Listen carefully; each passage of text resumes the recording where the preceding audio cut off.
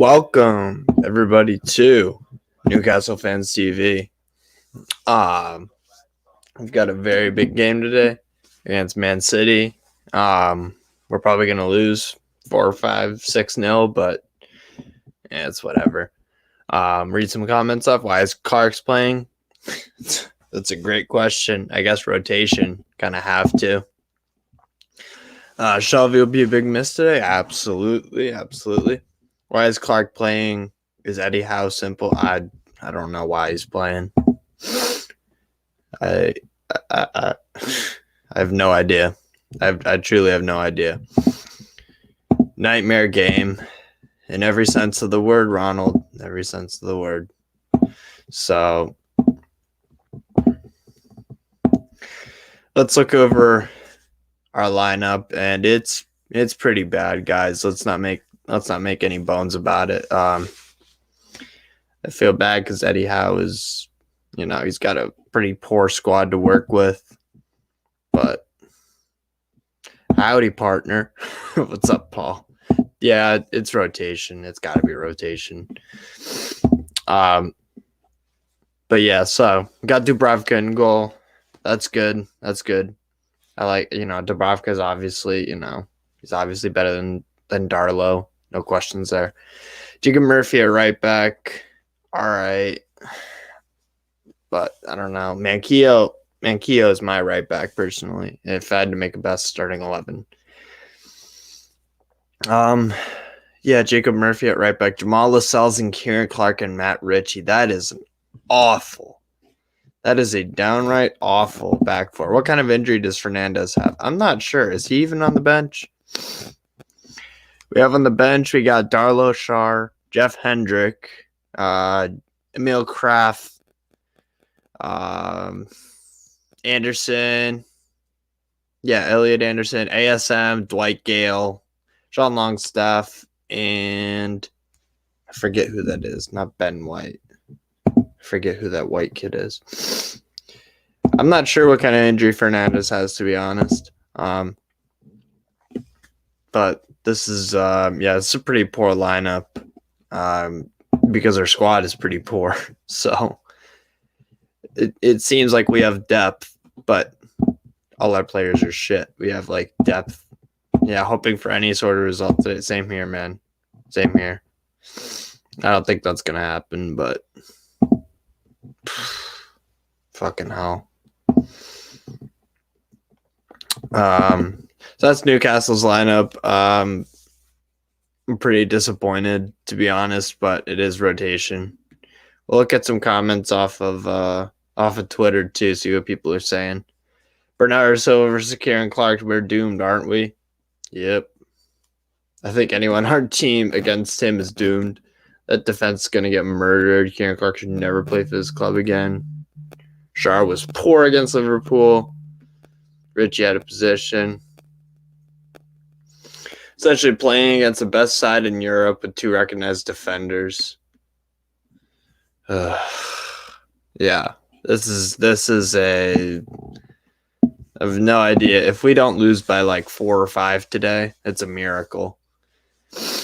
And here's Manchester City starting 11. We got, let's see. Newcastle don't have a strong starting 11. Let's be honest. We could change teams so many times, but it still will be in championship squad. Absolutely. No question about it, Kieran Foley. Good day, lads and ladies. Hope we're all doing well. Merry Christmas to one and all. Merry Christmas. Optimistic result 2-1 to us. I think we could nick a draw if we play well. Pessimistic result 3-1 City. I think it's going to be more like a 4 or 5-0, but yeah. If Newcastle win, I'll donate $50 on my mother's life. You know what? I'll second that. I'll donate too. If we somehow win, I'll donate £50. We got to be praying a miracle. I still would have played Fabian Schär, hoping for a point or to win 3-2. It's gonna be a miracle. Yeah. Is there any truth in Newcastle wanting to put in a bid for Lingard? I think I've heard some rumors that was the case. Yeah, possibly. What I think will happen, actually, I think Jared Bowen could possibly be on the move. Maybe to someone like Liverpool. And then if they sold him, then if they sold Jared Bowen, then they could buy Lingard. That's what I think might happen. To be honest, if we kept Bruce, the results aren't any different from what we were doing under Howe. Yeah, because the squad's poor. They quite literally put their best lineup against our B team. Yeah, love to see us try for Zinchenko. Same here. I like Zinchenko a lot. Versatile player. Do you guys think this is? Do you think this is? Do you guys think this is Manchester City's best lineup? I'm trying to think. Ederson is obviously better than Zach Steffen. Zach Steffen's a good goalkeeper, but not on the quality level. Same level as Ederson. Cancelo definitely gets that right or left back spot. Absolutely. Ruben Diaz and Laporte. Yeah, I would say those are their two strongest center backs. Zinchenko at left back, it looks like, or right back. Either way, I think that's their best back four. Then Rodri, Kevin De Bruyne, and Bernardo Silva. What are they playing? 4-3-3? Looks like.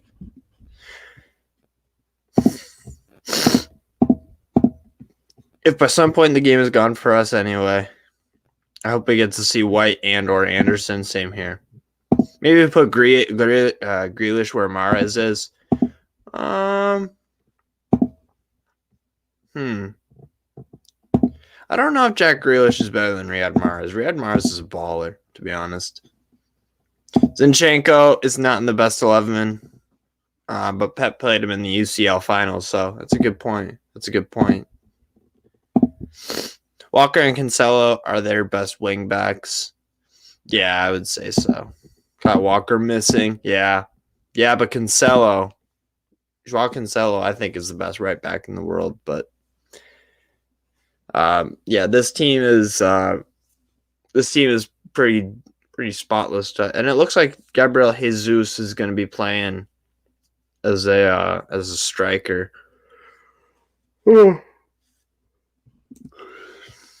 The thing is, Eddie Howe is making a difference. Just give him some time to get results. Yeah.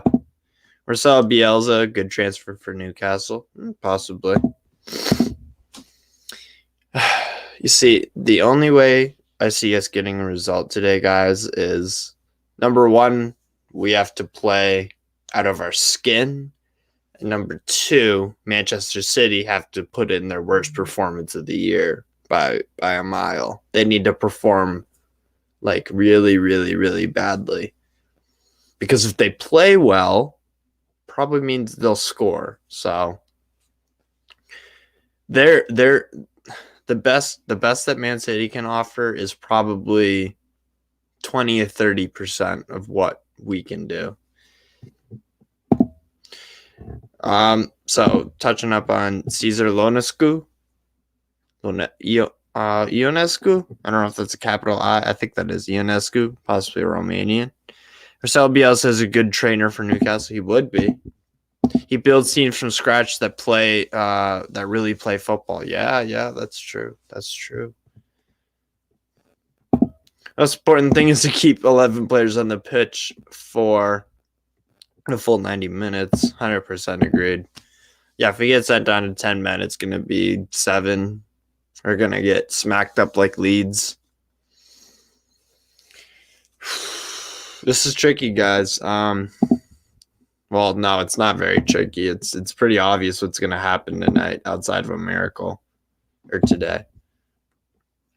Kieran Trippier news sounds promising. A quality defender would be a great signing. I agree. I like him at right back a lot. And so first question out to you guys. Where are you guys all watching from? I'm obviously the American correspondent from Chicago, so go Bears. But yeah, I live in New Hampshire. So where are you guys watching from? Trippier's gonna be good. Yeah. Yeah, I agree.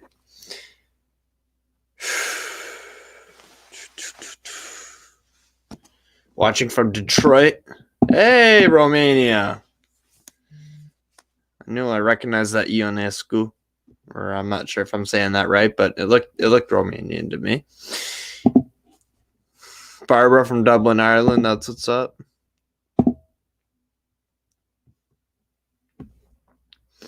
ANZ, Denmark.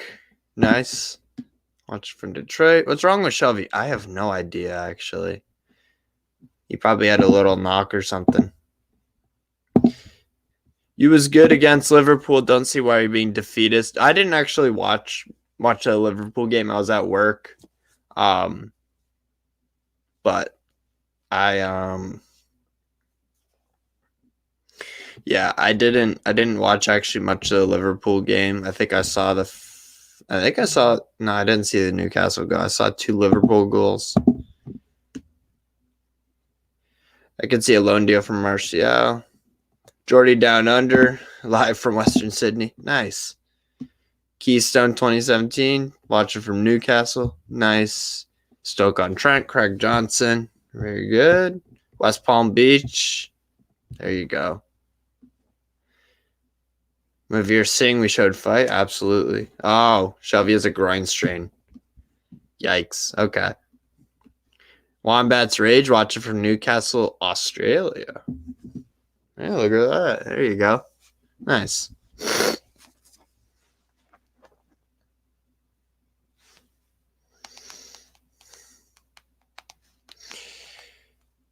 Wonder where Liam is. I'm supposed to be joined by him, but...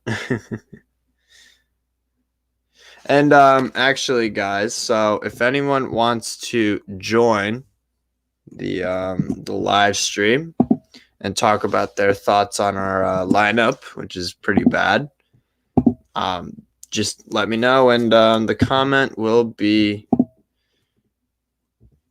Let's see.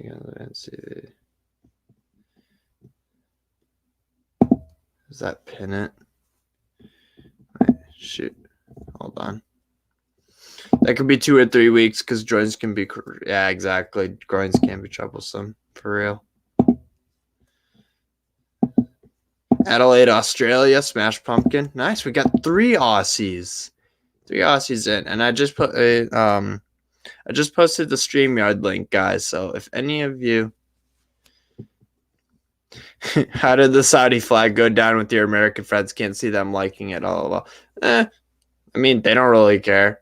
They know I'm a flag guy. I have tons and tons of flags. Another Aussie. Another one. So we've got, hold on. We've got 4 Aussies here. Holy hell. Hippie from Western Sydney.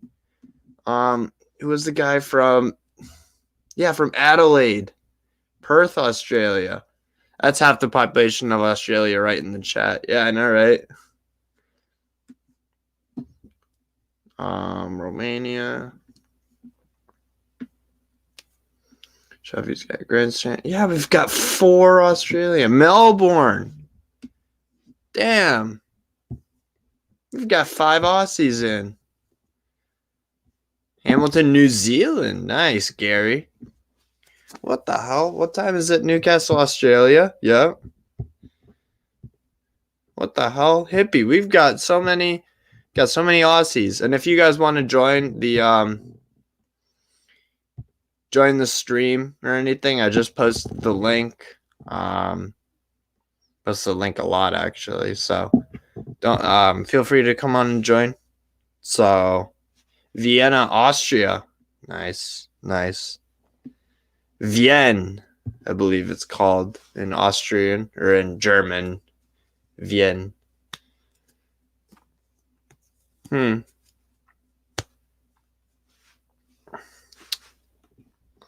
that's cool. Let's see here.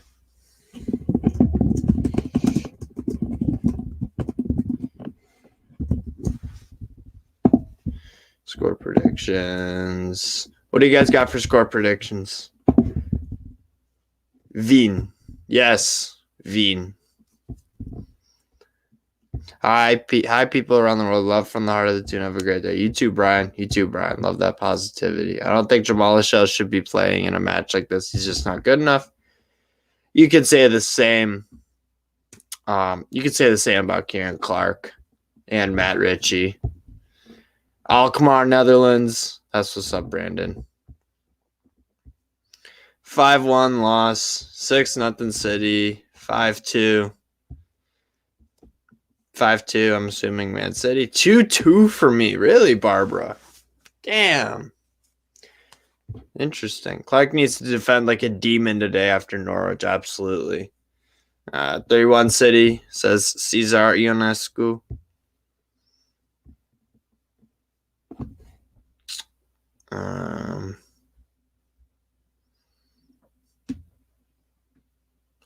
Little island just off the French coast. Is that Bastia, I believe? LPP? Is that Bastia? Oh.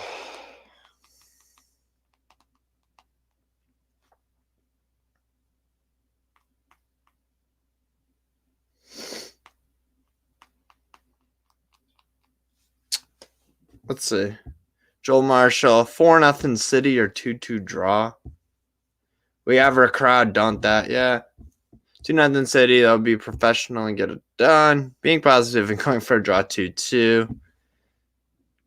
Barbara knows what's going on. 2-2, we get a point today. Interesting. Guys, I wish I was optimistic as you. I'm going 4-0 Man City, to be honest. But it'd be a miracle. It'd be a miracle if we get anything. The thing is, maybe if we get a penalty or something, but even then, if I look, the last match didn't help too much after all. Yeah, exactly. Exactly, man. Yep. 3-0 City, says Gavin Mack. Probably. Joao Cancelo. I'm looking at some stats here. 3 assists in 16 Premier League appearances this season. He's a baller, man. He's a fucking baller.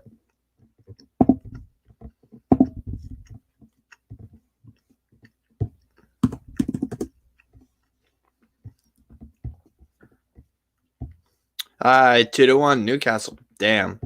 You got balls, man. We done a lot better against Liverpool than everyone thought. Yeah, that was with a different team, though. That was with a different team. And I don't think Liverpool in the final third, from what I've seen, did their absolute best.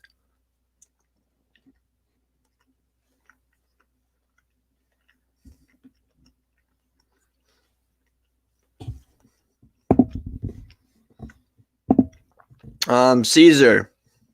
What is our starting 11? Here, I'll pull that up again.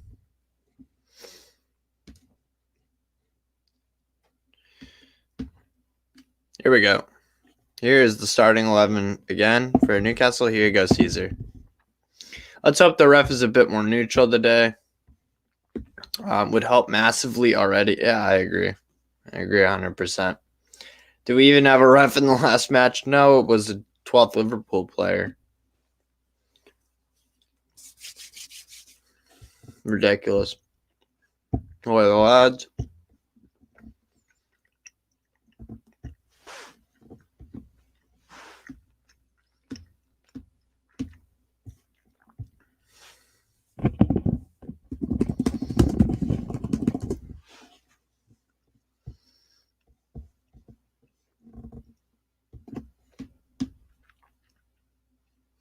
So I'm going to actually pull up some interesting stats here. So let's see. All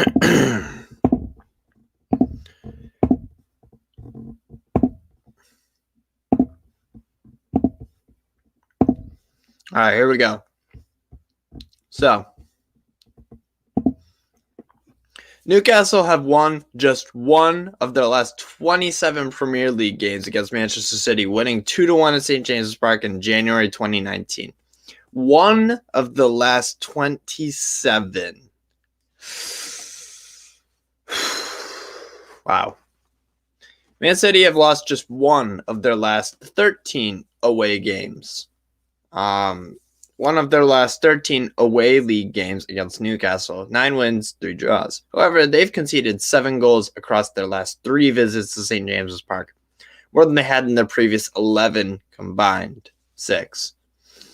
So they have been conceding a lot of goals, I suppose. Yeah. Manchester City have scored in each of their last 25 Premier League Newcastle games. In their last 25 Premier League games against Newcastle, last failing to do so in a 0-0 draw in November 2006.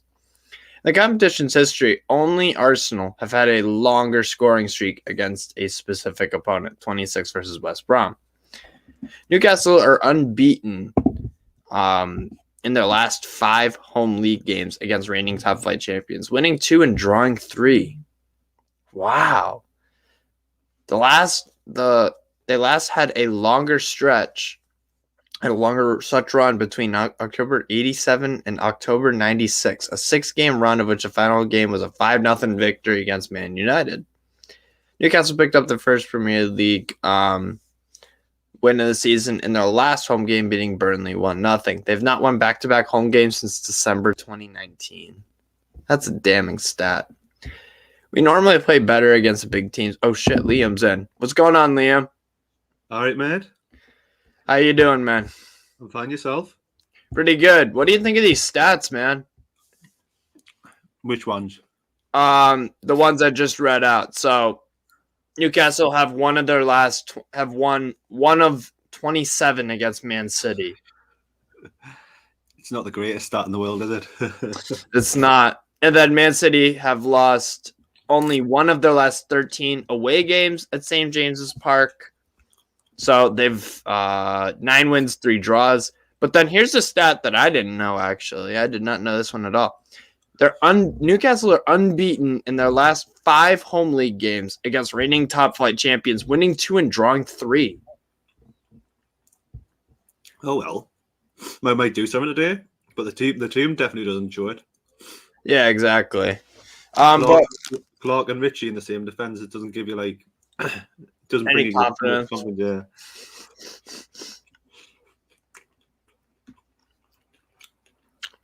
What are the expectations from Joe Linton? Try to sell him on winter? I would see what we can get out of him. He has started to play better under Howe, so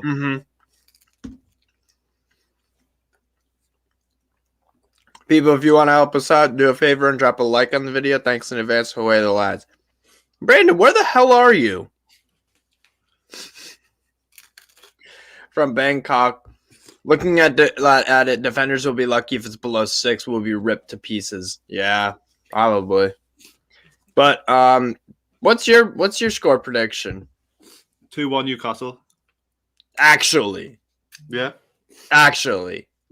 So do you think Manchester City are just gonna be abysmal? No, I think we're just going to be unbelievably good. I don't know what's telling us that, but I just feel that's going to happen. Did you do the same thing as me? Did you turn on your Xbox to watch the game? Yeah. Fuck cable. I am home, mate. All right, fair enough.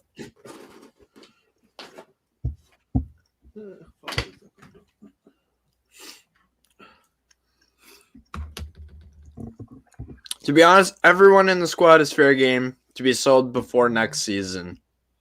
I don't know. Barbara Faye. Nobody wearing masks and COVID rampant in the UK. People do what they want. I don't know, man. But so you actually think we'll win 2-1 somehow, some way? Yeah. Three goals by Man City, 2 goals. Now, how much money would you actually be willing to pull out of your pocket? What about it? Huh? Yeah, I might take you up on that for whatever reason. Maybe I'm feeling a bit stupid today. Are we talking £100 now just to see if you would have put it on? I put $100 when we went up 1-0 against Liverpool, and then I saw we lost 3-1. Shit. Did you actually? Yep.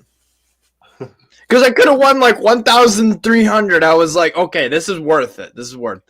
So.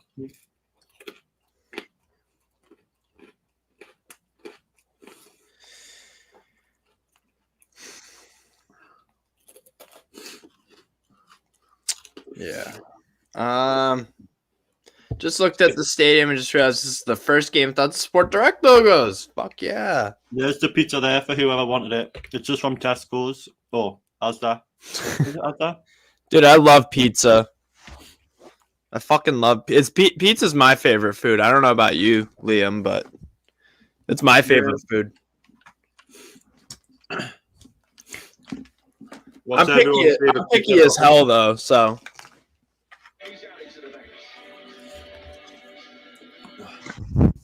Oh damn.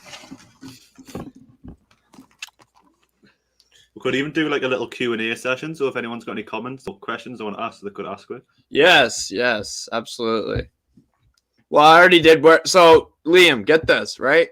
We have 6 people from Australia watching us right now. Really? 6. Yeah. Good day, mate. Well, thanks to Fat Mike spending, we can incur more. Hippie's watching from Western Sydney. We can incur more or less in this transfer window. I think it equates to $250 million spending budget. Interesting. We're allowed to do what we want until after Christmas because we might be going on lockdown again. I'm fucking sick of lockdowns. I haven't actually had to go on lockdown because I live in the U.S., which I'm shocked that we haven't. That our shitty president hasn't made us do that yet. But whatever. Just like, oh jeez, nothing. Whatever. That's fine. No political questions. But COVID is. We'll make it not political. There have been a lot of games canceled, Liam. What do you think is going to happen? Well, the Chelsea Wolves one, Chelsea tried to postpone it, didn't they? Yeah. They've got an interesting lineup, too. Their center back, Chalaba, is in midfield, actually. Really? Yeah. He's actually damn good. He's actually damn good. Isn't he? Yeah. He can score goals, too. It's crazy. Can we spend some of our $200 million bribing the refs like other teams to have? Controversial. I would do it. Well, I wouldn't because you always you'll whenever you do something wrong and you keep doing it and doing it and doing it as we're about to kick off, when you're in the wrong, it will eventually be exposed. Yeah. Like if you're cheating or if you're bribing officials or it's karma, man. It's karma. So boat liquor. I never understand how kickoff, right? Where they're going to score from this, but why do they get the ball, kick it long, and then we'll lose the ball instantly? Can we not just try and keep it? Yeah, I just kicked off actually, or 26 seconds in. Sorry.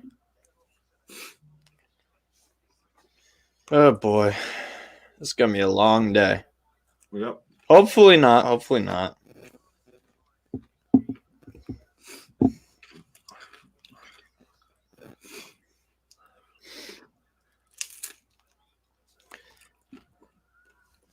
The stream I've got is crappy. BN Sports basically saying we have no chance in hell. Yeah, well, the game, yeah. I don't think we have any chance in hell either. But football's a funny game. Would Kevin Mbabu fit in the team? Yeah, he would start right back for us easily. Or another player for Wolfsburg that I really like is Baku. Very good young player for Germany, too. Craig Johnson. What part of America are you from, Steve? From Chicago, Illinois. But I live in New Hampshire now. So you lads are a good minute and a half behind mine. 2:35. Damn.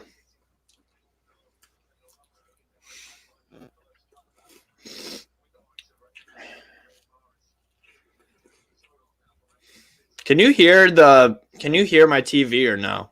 No. Okay, good. All right, because I have the volume on at 1 and it's kind of loud, but if you can't hear it, that's fine. Chicago CM Punk wrestler. Joe Lincoln should play defender. Do you think Joe Lincoln should start playing midfield because of his work rate and whatnot? Just him playing anywhere is going to make it like if he's playing well in the position, just put him there. Yeah, I agree. He just seems to be all over the place at the moment. Yeah.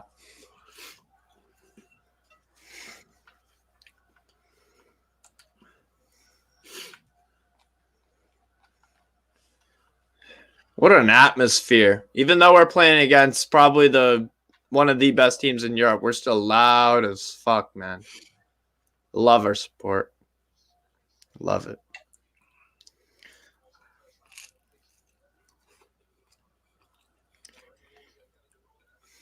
Yeah, Liam, if I put $10 on a Newcastle win, a 2-1, you said? Yeah. I get $460 off of 10. It's worth a shot. Why not? Who gives a fuck?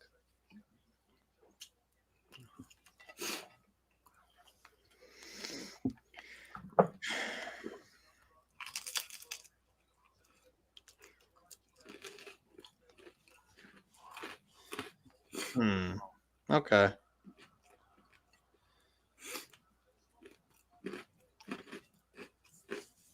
And we're down 1-0. Oh, actually. Yep. Because I'm on DraftKings and they're obviously very up to date, and it just went gray and it said 1-0 Man City. Already. Wow. I couldn't even put the $10 bet in. Now, so the odds were previously at 46 for us to win 2-1. If we were to come back and win 2-1, yeah, I can't imagine how much money I probably double that. Yeah, honestly. 1-0 down, bad corner to give away. De Bruyne on the corner. Oh boy. Yeah, they're gonna score here.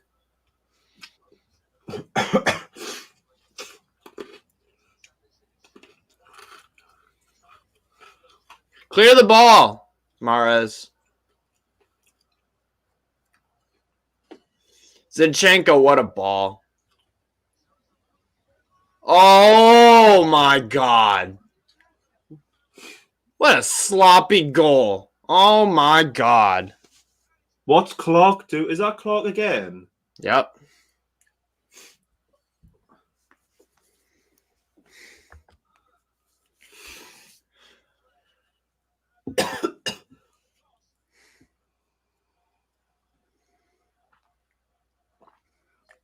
This is yeah. I'm not even. What do you expect with that back four? Utterly pathetic. Yep. What? Why is Dubravka? Here's my question: why is Dubravka not claiming that ball either? Because Clark went towards it. That's true. No world manager can do anything with this team. It's not to blame on how. Yeah, exactly, Brandon. Ken Clark is the worst center back in the league. I don't disagree. No world manager can do anything on the team. How will I sleep after rubbish like that? I was about to say the 6 Aussies in this chat. Just go to bed, guys. Just go to bed. Just go to bed. What the fuck was that? I have no idea what that was. All right. Okay, so Liam, you know how I said before Man City scored, 2-1 Newcastle win, $10 win 460. Yeah. Now if I did 2-1 correct score bet, $10, I would win 1,010. So it's even more than double. Yeah. Do it. That's unreal.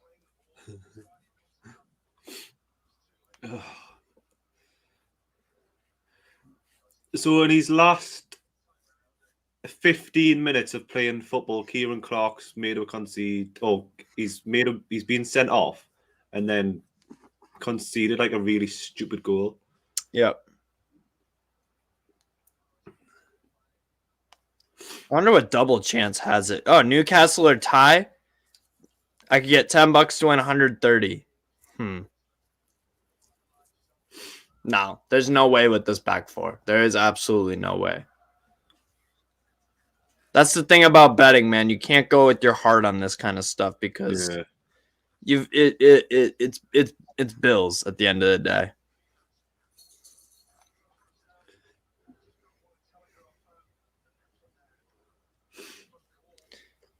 The only bet that I have on this game now is Man City minus 2.75 because that's what I think is going to happen. So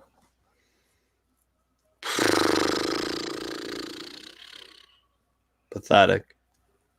Indeed it is, mate. Why does he bother with him? Absolute crap. Save your money, put a Mbappe to sign in January.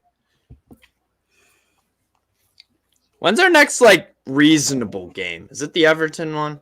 Yeah, and again next week, I think. Maybe we can get something off them. Maybe. We'll put that against Leicester. The one we got before 4-0. Turn it off. I'd advise you to do the same. Can't string a pass together. Yep.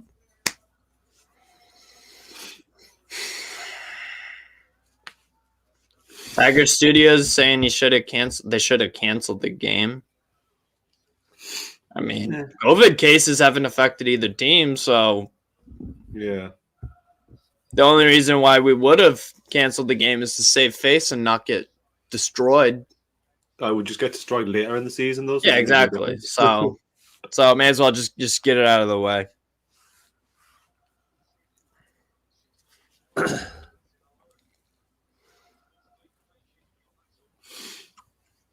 Yeah.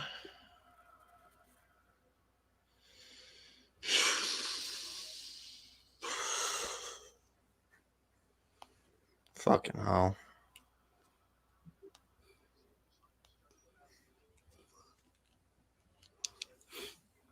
City went up 1-0, pretty much the same way when we beat them 2-1. City are a phenomenal side. I'm still eager to watch the skill on display. Yeah, honestly, that's how you have to when you support a club that has been through shit the past. Like we've got everything in position now except the squad. Yeah. Good owners, good manager, great, phenomenal support. We've got everything, but this is what happens when Mike Ashley was your owner for years and Steve Bruce's fitness levels. He didn't care. He didn't. So Raheem Sterling's got such a weird body. He does. Structure. Where his physique. And then he's like, yeah, and then he's like his backs. And he makes it work though. He's got 100 Premier League goals. Yeah. I think Drogba only had 104 or something like that. Yeah. He's around that, so he's as prolific as Didier Drogba. Thing about Drogba though was that he only did have 100 or so goals, but obviously he is Mr. Cup final. So yeah, he scored he clutch time. So he hasn't really shown he's a good manager. Not necessarily. He has had a hard run of games, man, and he had things haven't helped him, like Kieran Clark getting sent off against Norwich. Lascelles is also not a good center back at all. Championship quality. What time are you guys on? I'm at 10:55 right now. 10:50.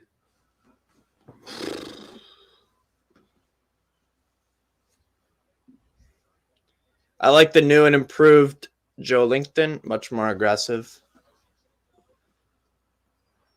Ooh, Miggy trying to spin Zinchenko there. Not bad. Joe Linton. Ooh. Ooh. Oh, a good shot. Not bad. Wow.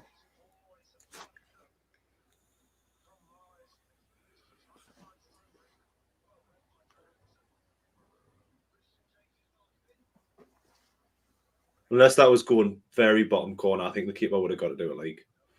Yeah.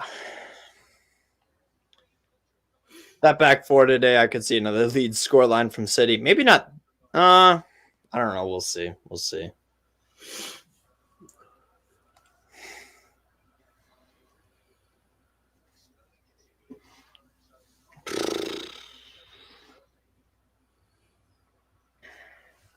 So what are you doing for Christmas then, Steve? Just hanging out with the family, really. I can hear Yeah. my dad actually shoveling outside. We got a lot of snow last night. Really? Yeah, quite a lot. I was on the highway last night, and there were probably, I swear to God, within like a half-mile stretch, there were 7, 8, 9, 10 cars, like all on the side because of how slippery it was out there. Really? Yeah, it was Guessing- fucked up. Yeah. Guessing you've got a good car then. Yeah, absolutely. All right, there you go. Boy, oh boy. Okay.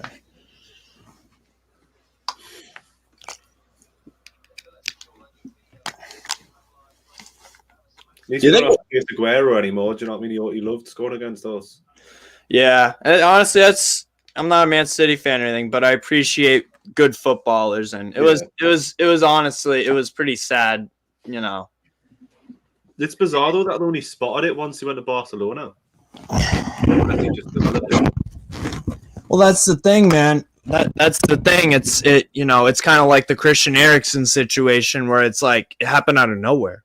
Yeah. Like, thank God that we didn't have another incident where Aguero was playing in a game for Barcelona and something happened to him with his heart on the field. But yeah, really sad. And actually, Christian Eriksen is, he I guess he got medically cleared to come back and try to play football. So that's awesome. So good for him. Would you take Christian Eriksen at Newcastle? I would. This is the best comment, mind. Liam's too sexy, man. He's too sexy for his shirt. Too sexy for his Yeah, I would take Eriksen, but then it would because he got released because Inter Milan, I guess they mutually agreed to terminate the contract. Yeah, but then it would probably have to be on like a pay-to-play sort of thing. Yeah, because obviously he hasn't played football much since his incident. yeah.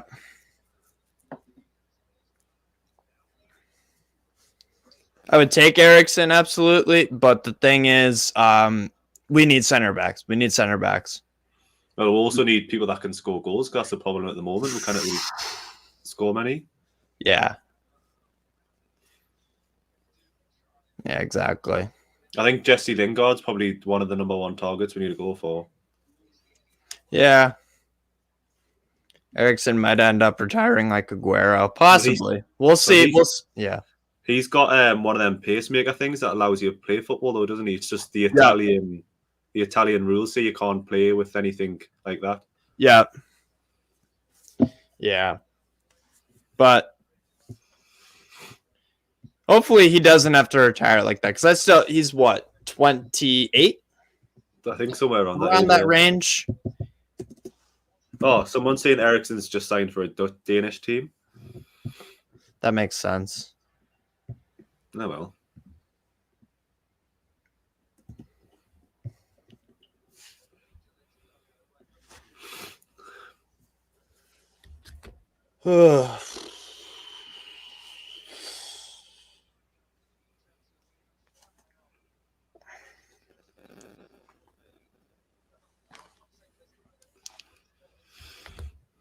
Did everybody see what all suited and booted at the award ceremony on Wednesday?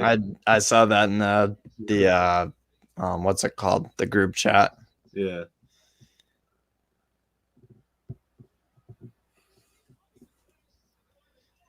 Oh, we almost scored. Oh my God.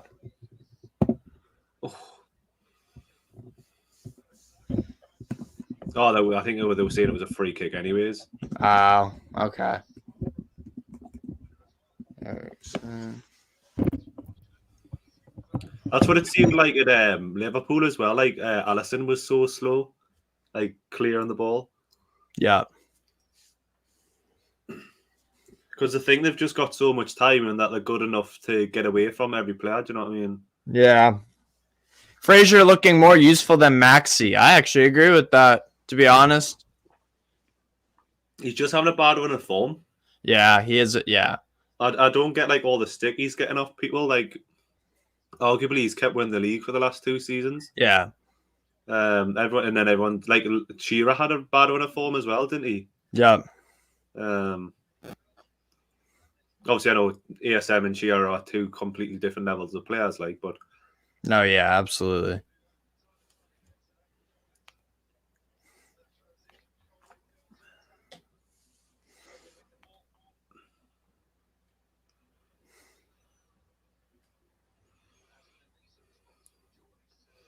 this is the only problem with being behind is like the comment section, and then you 5 seconds ahead of us.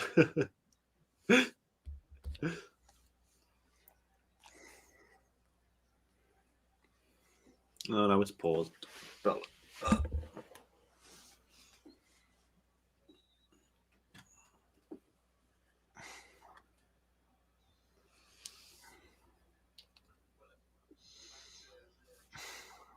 If you haven't already, make sure you leave a like on the video as well. Absolutely. We are on, as it stands, 38 likes. Absolutely. Show the video some love, guys. Show the video some love.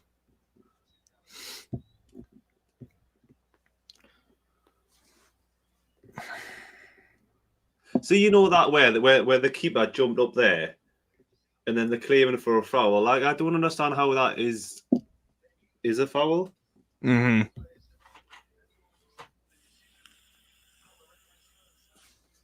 Oh well, to be fair, Callum Wilson did run into him, like, but and he definitely knew what he was doing. Yeah.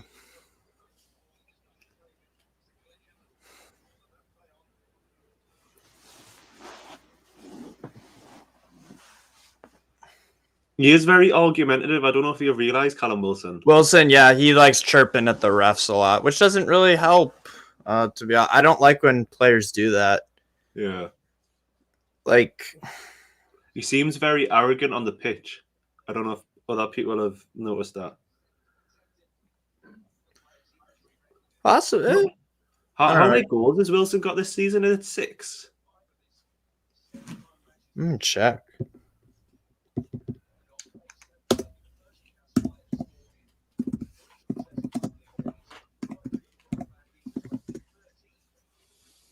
Yeah, he's got 6 goals. Yep. No, well, I think he's must be towards the top 5 then. Yeah. Salah's got like 12 already. Fucking ridiculous. Yeah.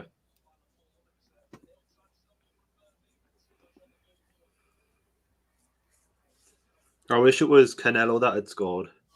Cancelo? Yeah. Yeah, because I've got him in my fantasy team, but he got the assist instead. Right. Good tackle there from was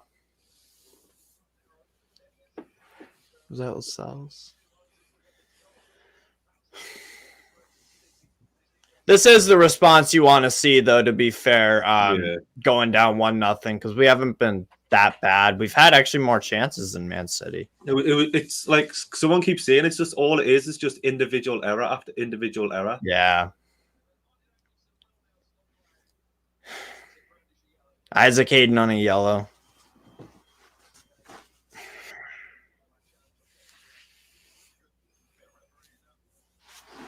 Fuck.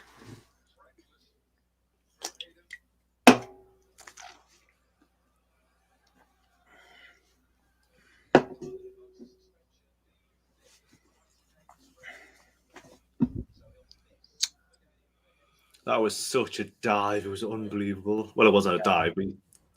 He exaggerated. He didn't have to jump like 40 feet in the air and do some roll.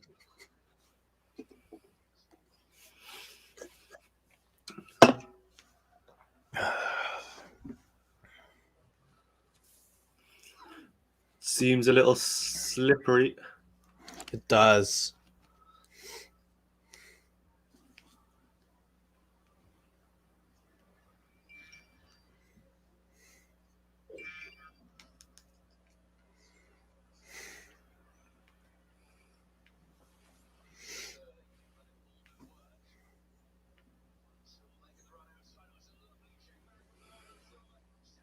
Oh, De Bruyne screwed that up. Yikes.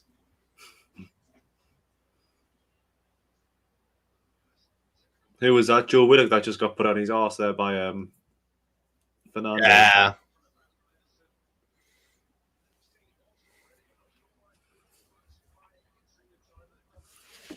Then he just fell off my seat. Yeah.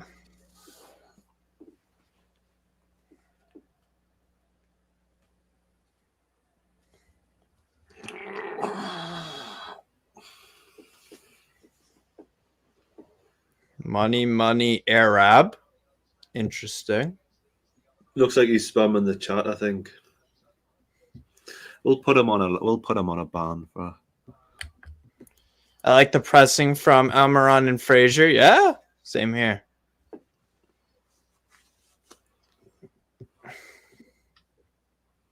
Field goal from Zinchenko. Zinchenko was the one that skied it. Okay, Zinchenko. That's right.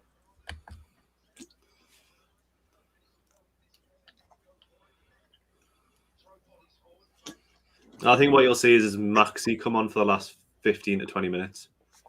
Probably. Did you see Tyrone Woodley getting knocked out yesterday? I don't pay attention. Nah, I hate those celebrity boxing bullshit. I hate that.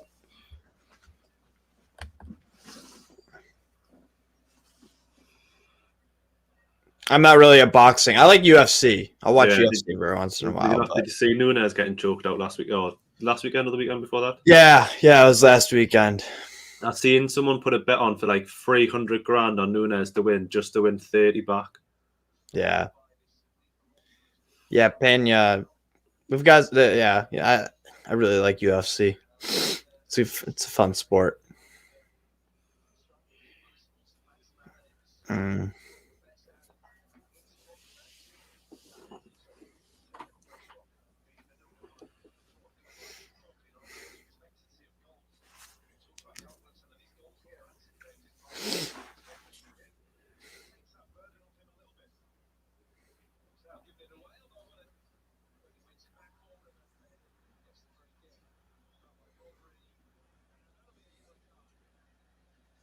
Red card, or not red, sorry.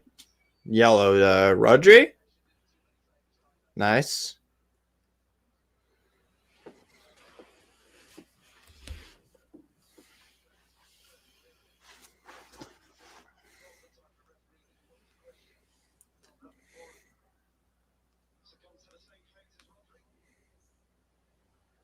Was that really a yellow? For Rodri? Yeah. You know, when you like, obviously, I'll happily take it, but if it was against us, you'd be pissed. Yeah. Yeah. So the when the Villa and Burnley game got postponed today, I think, or yesterday. Yeah. Someone put under the Twitter page that they just had to pay £7 for parking and they got cancelled.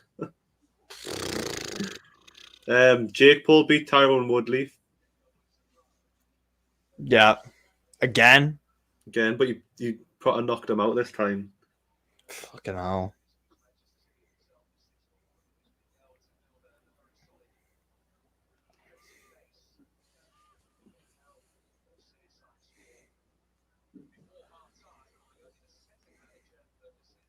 Oh well.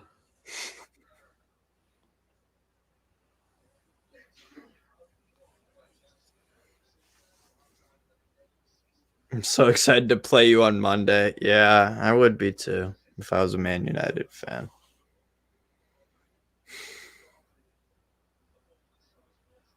Man City, 9 goals conceded this season, fewest in the Premier League. Wow.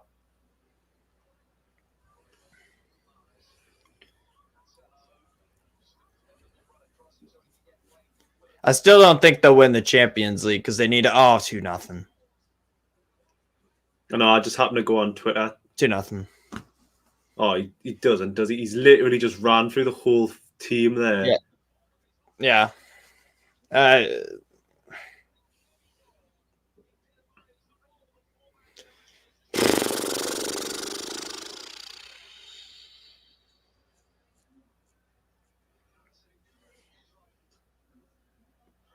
Oh well, at least it was Canelo.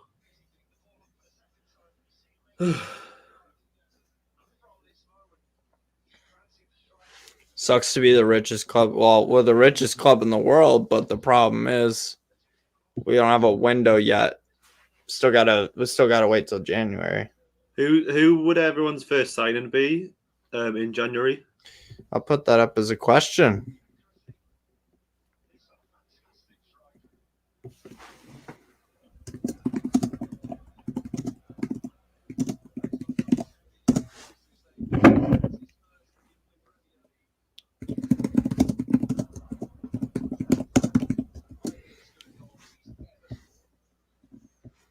Do you follow that so-called Geordie on Twitter? Yes, I do.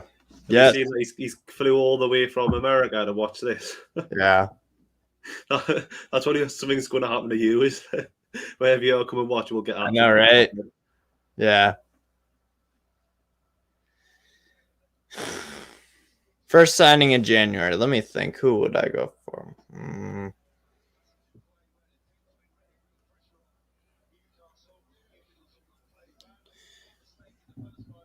I'd have to check out. Let's see.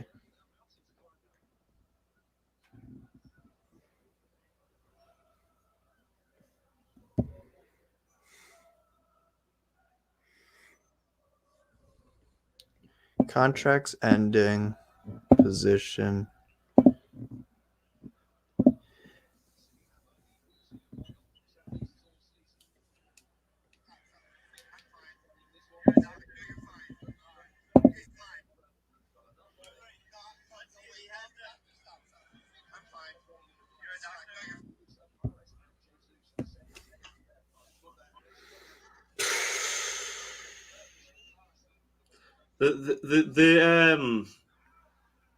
They look shit. No, what? Ederson just fucking what? Ederson was nowhere near him. How is that not with a VAR? That's so. Yeah, the commentator just said that's so unnecessary. Oh, come on. Give me a fucking break. That has to be a penalty.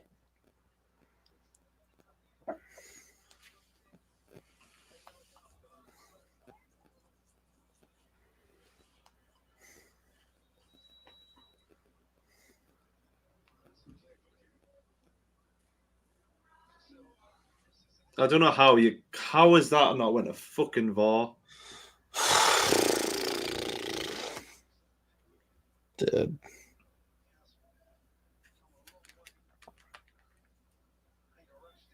Or at least them get a card. If it's a card inside the box, though, that's a penalty.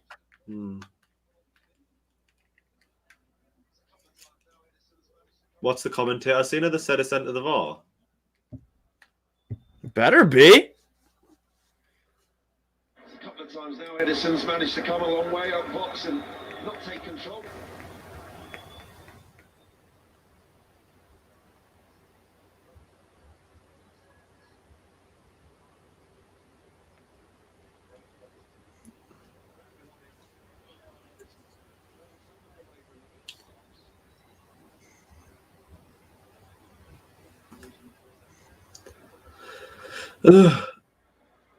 That's just frustrating as out.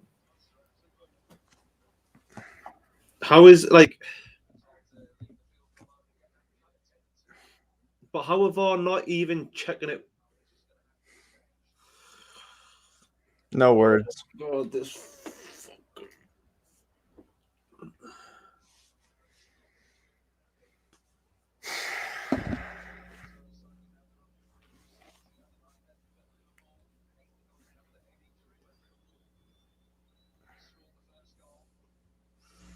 Can we for once have a normal ref? No, Brandon, we can't.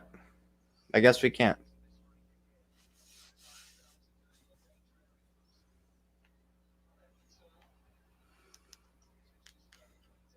Pathetic.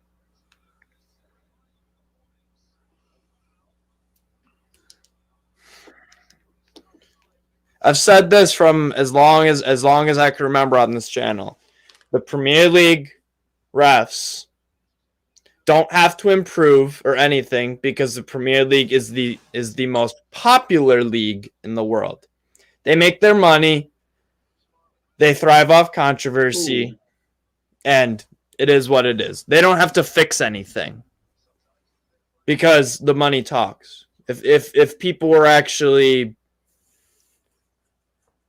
people were not going to games or something because of refereeing or something, like basically any publicity is good publicity. Yeah. That's the thing.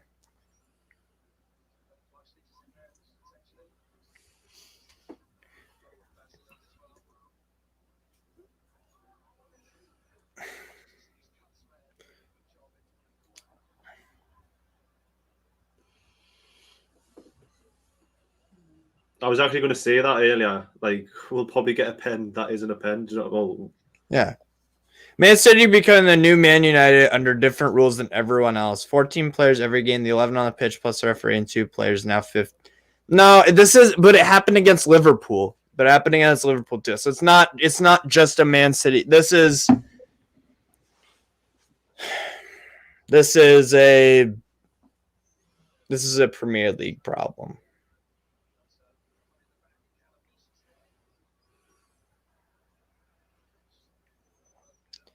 The thing is like I don't want to fucking hear about, we care about head injuries and concussions so much, and then you pull some, yeah.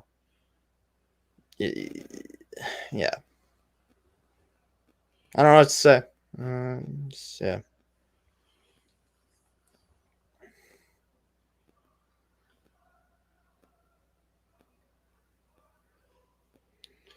But and like I said earlier in the stream, though, if you're doing something bad, someone will fucking catch on to you and you will get fucked. It's called karma. If FIFA notice that the Premier League are doing something corrupt, like paying officials because they're pissed off at Newcastle, guess what? That'll be exposed. Just like Calciopoli in Italy with the whole scandal there about bribing refs and fixing games. It'll get exposed if that is the case. That's just how it goes.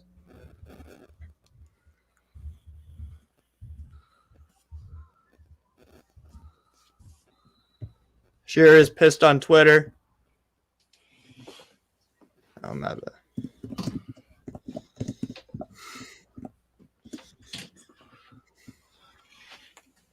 Just proves once again what I've been saying for years. Mark Twatkins is the worst ref and the biggest cheat in the game. That and saying something we've got the worst.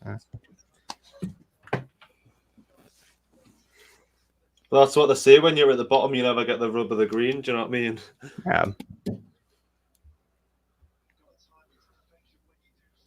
But yeah, if the Premier League are paying refs or telling refs, guess what? Everything's on the internet. Everything's on camera nowadays. Well, one of the former referees said a while ago that they expect to be in a court case, in a courtroom shortly. Yeah. So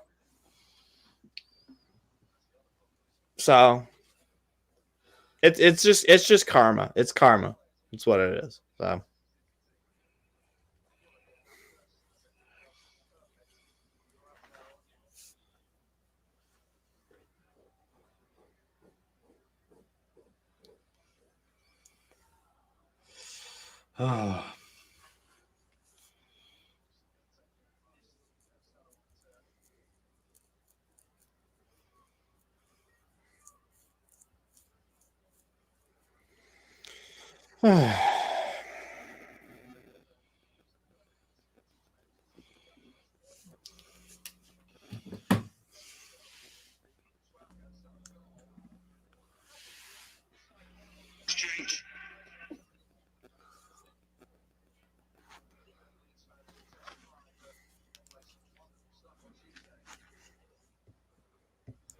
Three out of that back four was in the championship with it. yeah. And they got older, obviously. So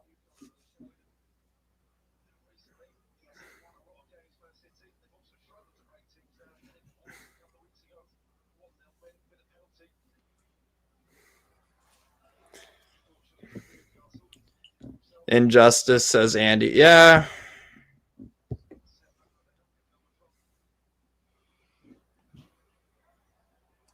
hope isn't lost yet. Man City looks shaky at the back, anyways. What do we look like at the back then? I know, but for Man City, it looks shaky at the back. Yeah.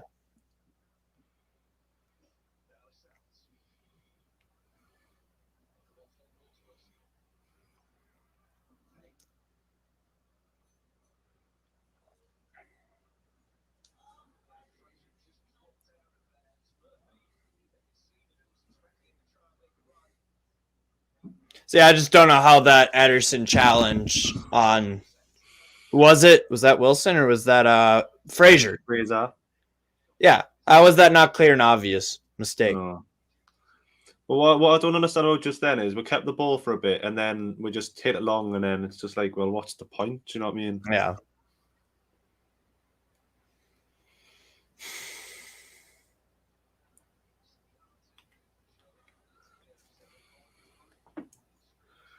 I think if we score, it's going to unsettle them. Do you know what I mean? Possibly. Or I could kick them back into, I mean, yeah. it's a double-edged sword. We need to score regardless. So.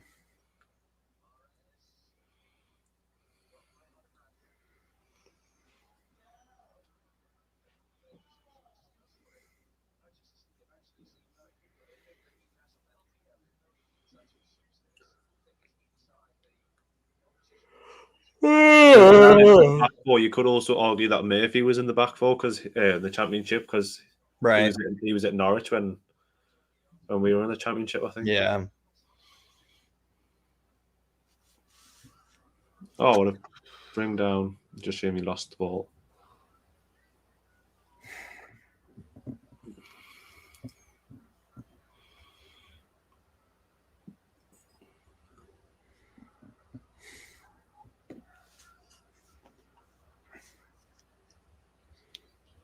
Go on. Yeah. Shoot! Wilson! Oh, we fluffed our lines there. Damn it.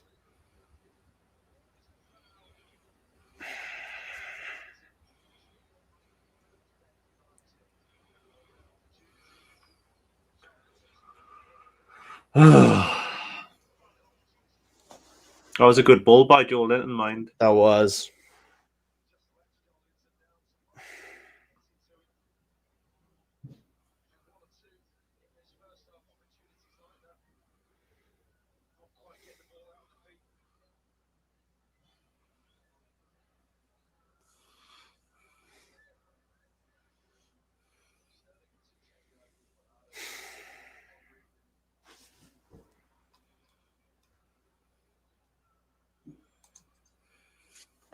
This is just frustrating.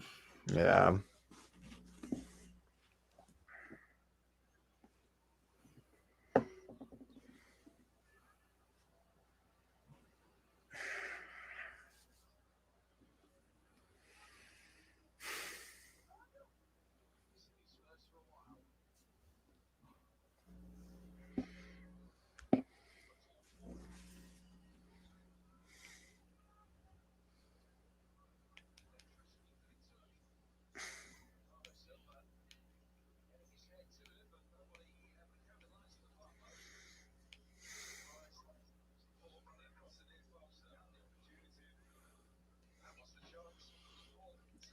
All what Twitter's saying is, how is that not a penalty?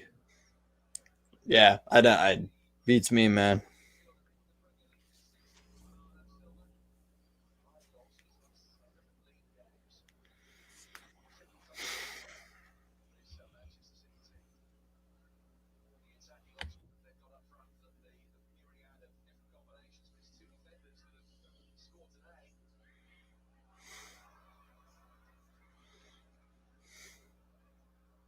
I just love how two defenders are the ones who scored today, and they've got all that talent up front, and our defense let them walk in for both. Yes.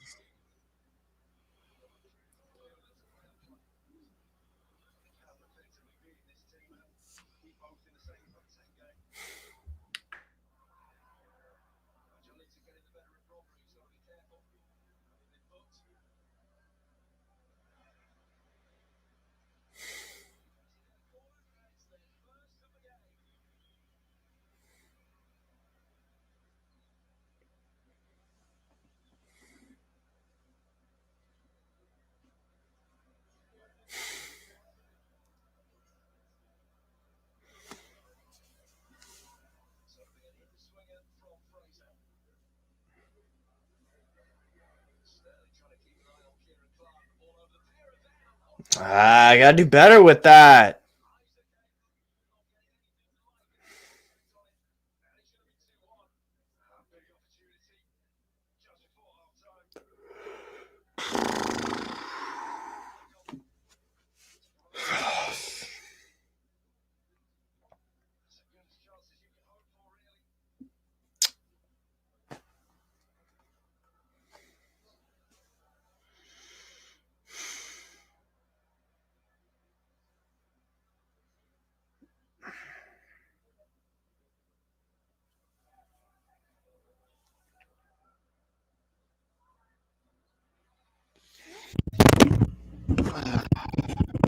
Goddamn. Come on. Midfield switch. Come on. Murphy. Nowhere near that.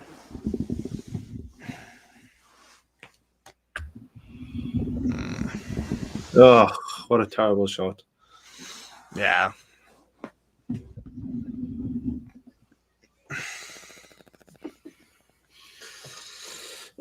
What's Newcastle 3-2? Probably win 10 grand at this point. I mean, for them to win, $10 would be 410 return. That's just any Newcastle win. Yeah. Getting specific, if it was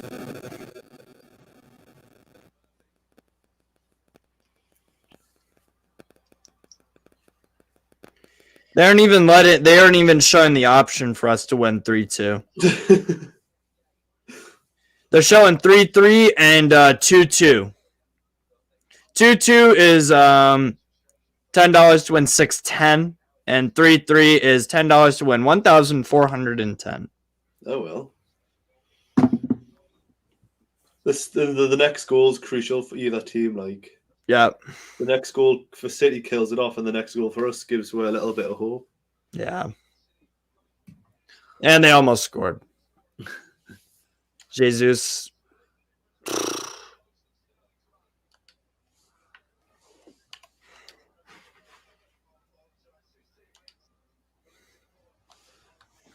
No, it's half time. Wait, I'm going to jump off for 15 minutes. So I don't know if you want to bring someone in. Yeah. I'll let me see here. I'll post the link again or whatever. That sounds good, Liam. Right, no worries, mate. I'll see you in about 15 minutes. See ya. I gotta change this up. Watch long times 1. Here we go.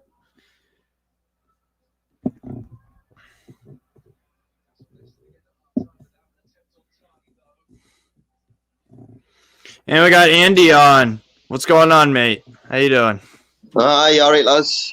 It's a shame, innit, because we're not playing too bad other than a couple of defensive mistakes. But then you get that injustice. I don't know what we've got to do to get a penalty, like. I don't think we're allowed to get penalties, Andy. That's what it seems like. What's someone going to get physically disabled for us to get a penalty? I don't know, man. Frustrating, mate. Frustrating. Yeah. We've done all right the second half. We're in towards the second half of the first half, but Kieran Clark's carried on from where he left off, hasn't he? Yeah, just being a poor center back. Yeah. Yeah, I'm speechless. I don't know how VAR hasn't had a look at that. It's clear and obvious. It is clear, yeah. I don't Speechless, know, mate. Yeah. Know what to say. Aye. I nearly had a broken TV. I'm not even surprised though. That's the thing, because I've been saying it the whole time that the Premier League do this kind of stuff. Well, if they don't want to get any points, they're doing it. There's a good backdoor way of doing it, not giving away decisions, and the evidence over the last couple of weeks suggests that we're not getting any. Not even 50-50 decisions. We're not getting any decisions. Yeah. So, yeah, mate, you just gotta literally the penalty's not gonna, change the game in the light of things. If we're honest, just because we get a penalty, it doesn't really necessarily mean that we're gonna get anything out of the game. But Yeah. it's what we deserve. We deserve a penalty, so give with a Yeah. penalty. Yeah. Even if we're down 7-0, you call the penalty. Correct. Anywhere else on the pitch, that's a foul. Yeah. There's nowhere near the ball, and it's clear as day. Is it not the same as a defender pulling someone down in the area for a corner, or the ball's nowhere near Ryan Fraser? Yeah. That might be their argument. Ryan Fraser's never going to get the ball, but you cannot go sliding in on players and bringing them down when he's nowhere near the ball. Yeah. Yeah. So, what you thought of the midfield? I thought it looked a little bit shaky at the start, but I think we've come into the game a little bit towards the end of the second half. Yeah. Get Warnock in that dressing room for the team talk. Not a bad idea.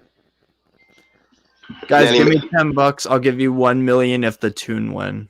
Do you have $1 million? Once again, screwed by the ref. Clear pen. To be honest, we're no better under how. That's not true. I don't think. Joe Linton has been great. I'd say he's our man of the match. Miggy's done well as well. He's done. I would say Joe Linton's man of the match. Yeah, I agree with that. He's bullied Rodri a couple of times, but that goal from Cancelo, man, I seen it coming as soon as he cut in. I was like, oh, here we go again. But again, two defenders turning in the back again.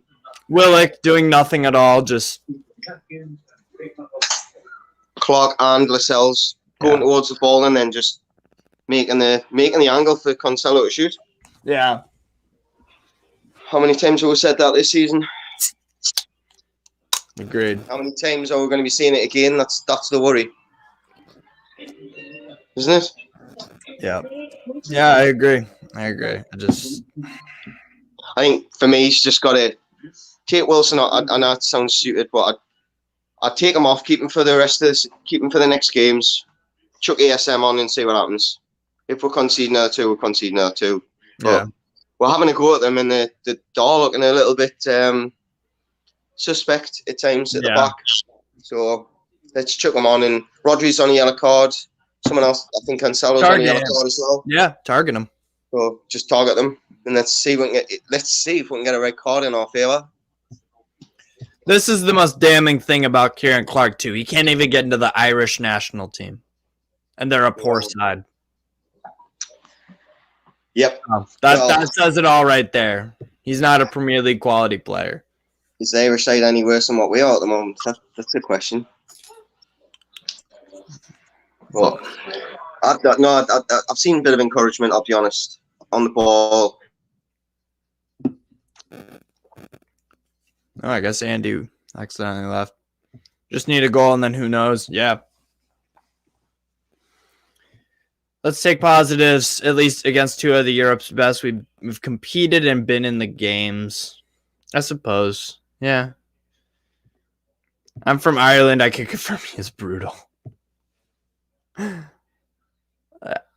Kieran Clark is Get rid of the whole back line. That's the solution. Amen. Jacob Murphy, play him as a backup winger or something. Because he's not a right back. Can't defend.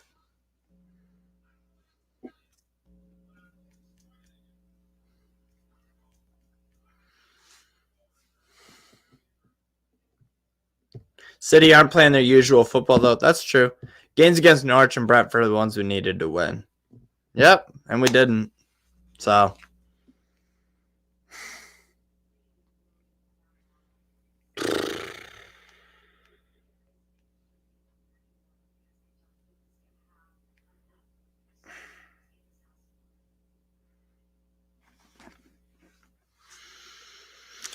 I got no words, man. What was the halftime score in the Man City Leeds game? I believe it was something. It was probably like 4-3 or something. Let me check. And they beat them 7-0. My God. Yeah, by halftime it was only 3-0.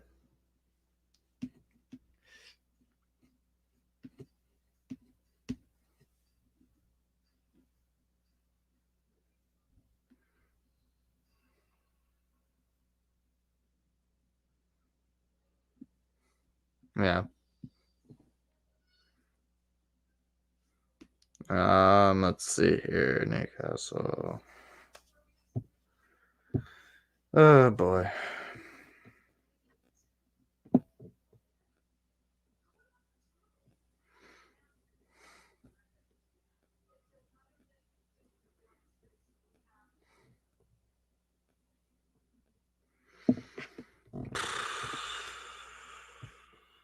We got Paul on from Australia. All right, sing it with me. Always look on the bright side of life. What's going on, Paul? How you doing? Yeah, not too bad, mate. How are you? So how much of a fucking wanker is this ref, huh? Oh, fuck. He's doing my head in. I mean, he's not to blame. He's not to blame for our 2 goals. Those were entirely like shit defending, but we should have had a penalty. Yeah. What the fuck? Like. The problem is Fraser wasn't near the ball, but still, he got taken out, man. Like, you can't just do that. You can't just do that. No, he was out of control when he slid. He took him out. It's a pen. Yeah, inside the box. It's. Was that Andrew on before he got Yeah. I think he like accidentally dropped out or something. But yeah, that was Andy. What Andrew said was spot on. Yeah, it's a bit of a conspiracy, isn't it? If they're looking to punish us, maybe that's what they're doing. Maybe they've talked to the refs. Listen, but here's what I'm gonna say to that. Right, I'm not gonna claim that that's what's going on, but I don't blame people thinking that is what's going on. And you know what? And I keep saying this. Is this guy in a cave? I keep saying this, right? If you're doing something wrong, you will get caught eventually. Serial killers, cheaters, corruption, any of that stuff. We had Calciopoli in Italian football in like 2006 where Juventus got demoted for match fixing. It happens all the time in various other leagues where referees are found that they have been, taking bribes for games to go a certain way or to punish. Like, it's happened before. So with all the technology in the world and with video cameras and technology and whatnot, sooner or later, if something wrong is going on, then the Premier League are gonna get really fucking. They're gonna get punished, and teams if they're paying players or whatever. That will happen if that's the case. I'm just like, I don't know how we attack this second half. Do we take the loss? Do we just keep going? Do we risk bringing ASM on? I don't know. Like, what I mean, this game to me is a write-off.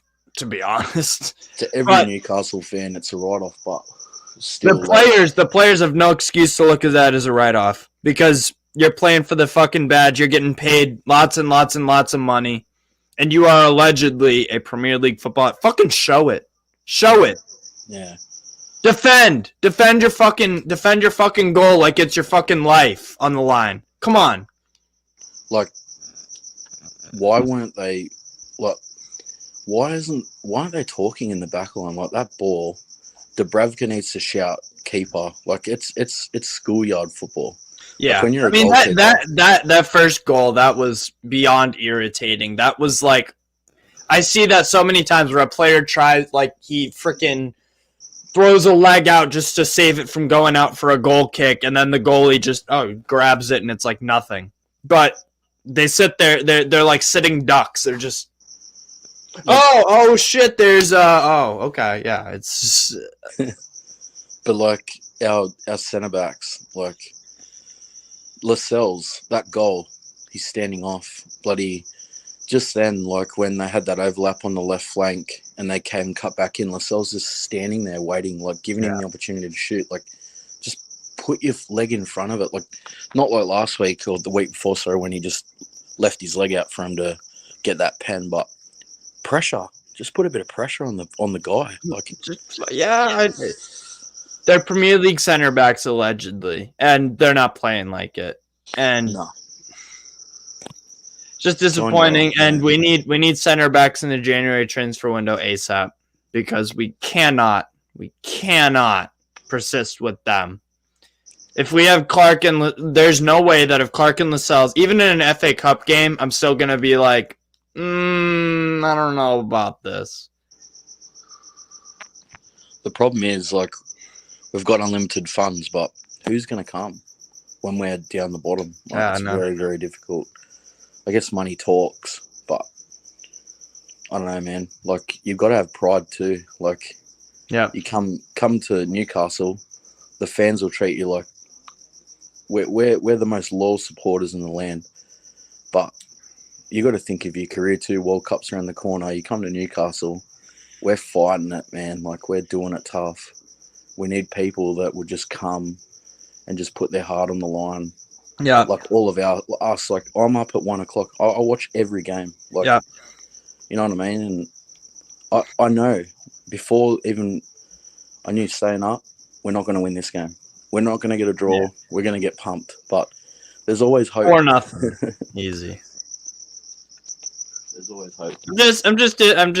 I'm not disappointed because I knew this is gonna happen when you have Lascelles and Clark in, and it's not Eddie Howe's fault that he has to put because he can't run guys into the fucking ground. That's the thing.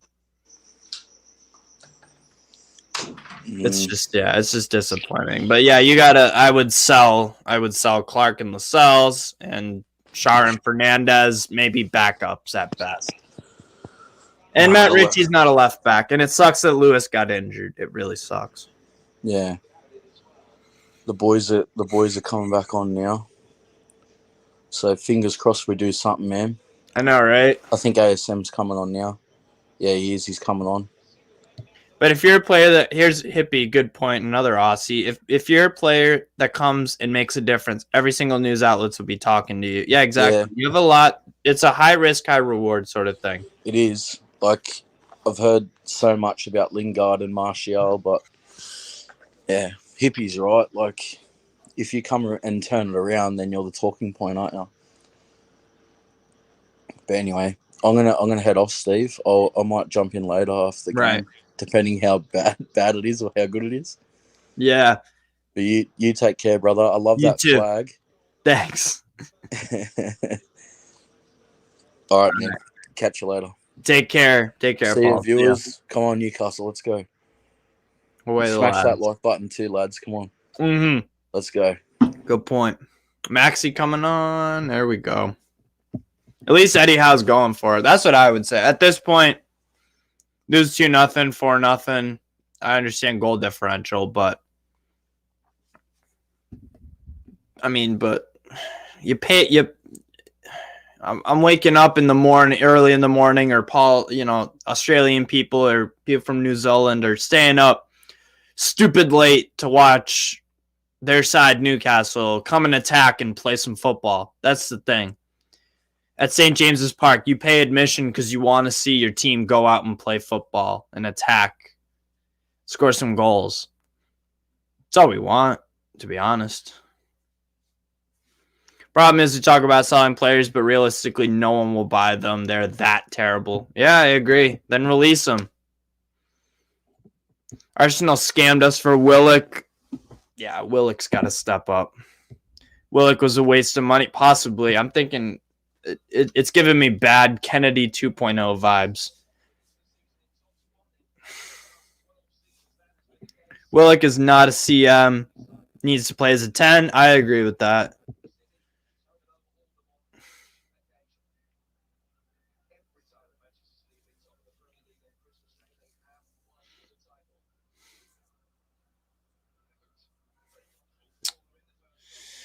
Second half kicked off.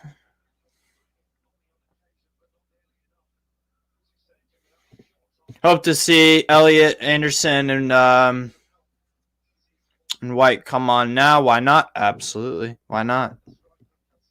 Football referees at the top level are just like puppets. Those who pull the strings aren't looking for fairness to the game, looking to covertly manipulate outcomes. They'll get caught. They'll get caught.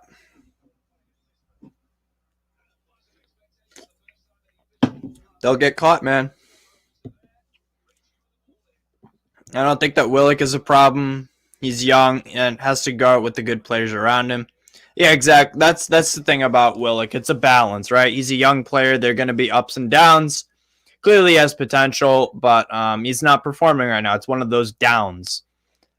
The young players, the thing is about young players is, yeah, you're going to have up and down, but the really, really good ones, the ones that emerge as those world superstars or very good players, yeah, they tend to rise to the occasion when they're not playing well. They'll come right back up. So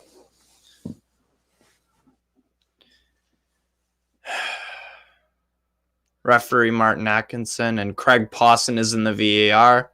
I don't know why he's in the VAR room if he's not really doing much.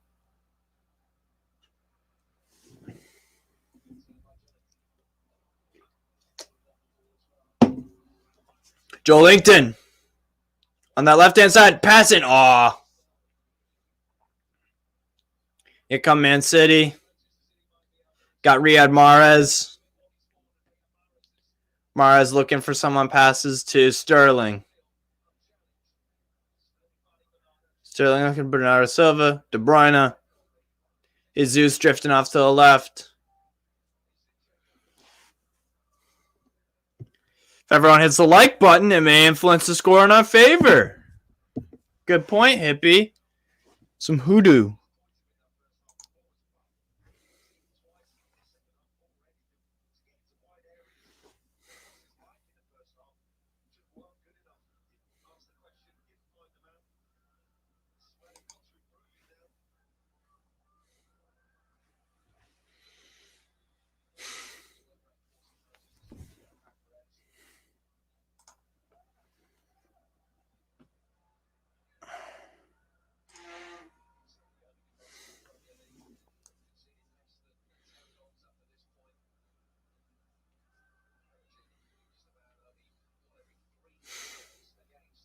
Joe Linton on the ball. Nice.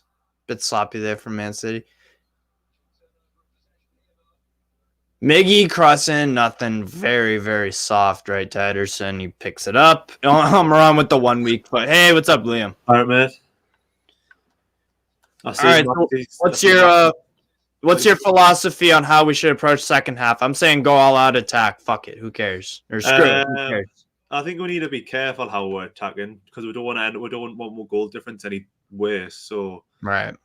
I think we just need to take opportunities when they come. Yeah. But we'll say that every week and they never do. Yeah. Like that time when Callum Wilson was in on goal, like, oh, you could have passed it off, but we just sort of didn't. So how have we been playing so far, second half? Yeah, first 4 minutes. We're trying. Yeah. ASM pass. Nothing too there. long.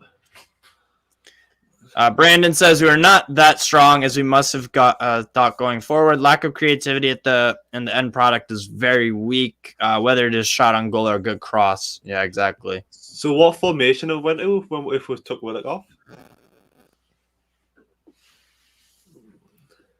4-3-3. An American Toon fan? Seen it all now. Yes, I am.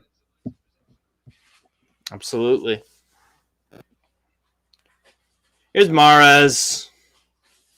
De Bruyne. Nice block.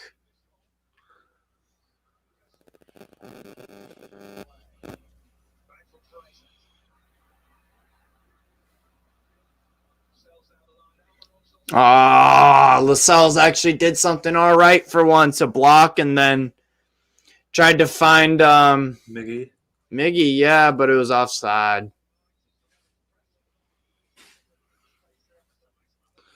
just a slightly better pass than Wilson would have had the ball, but yeah, looks like a 4-4-2. It does.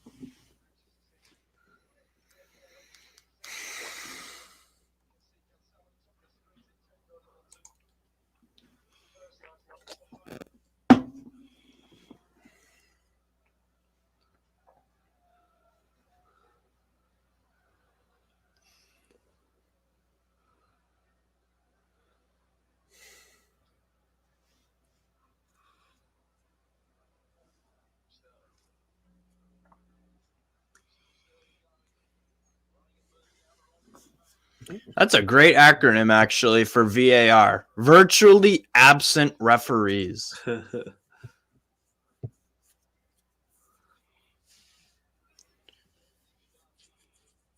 Rodri on the ball. De Bruyne. Blocked by Joe. Uh-oh. Mahrez against Richie. Ugh. Oh, Dubravka! Oh, my word. Wow. Wow.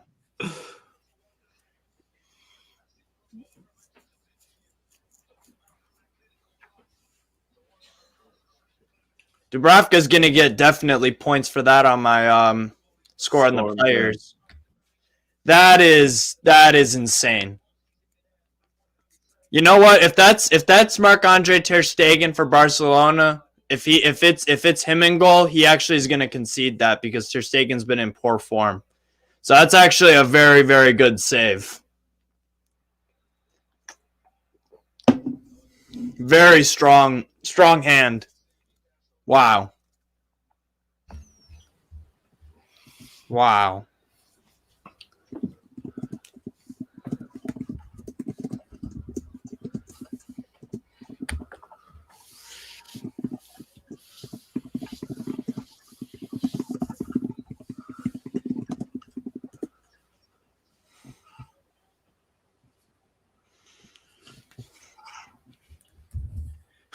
VAR, vitriolic, and rigged.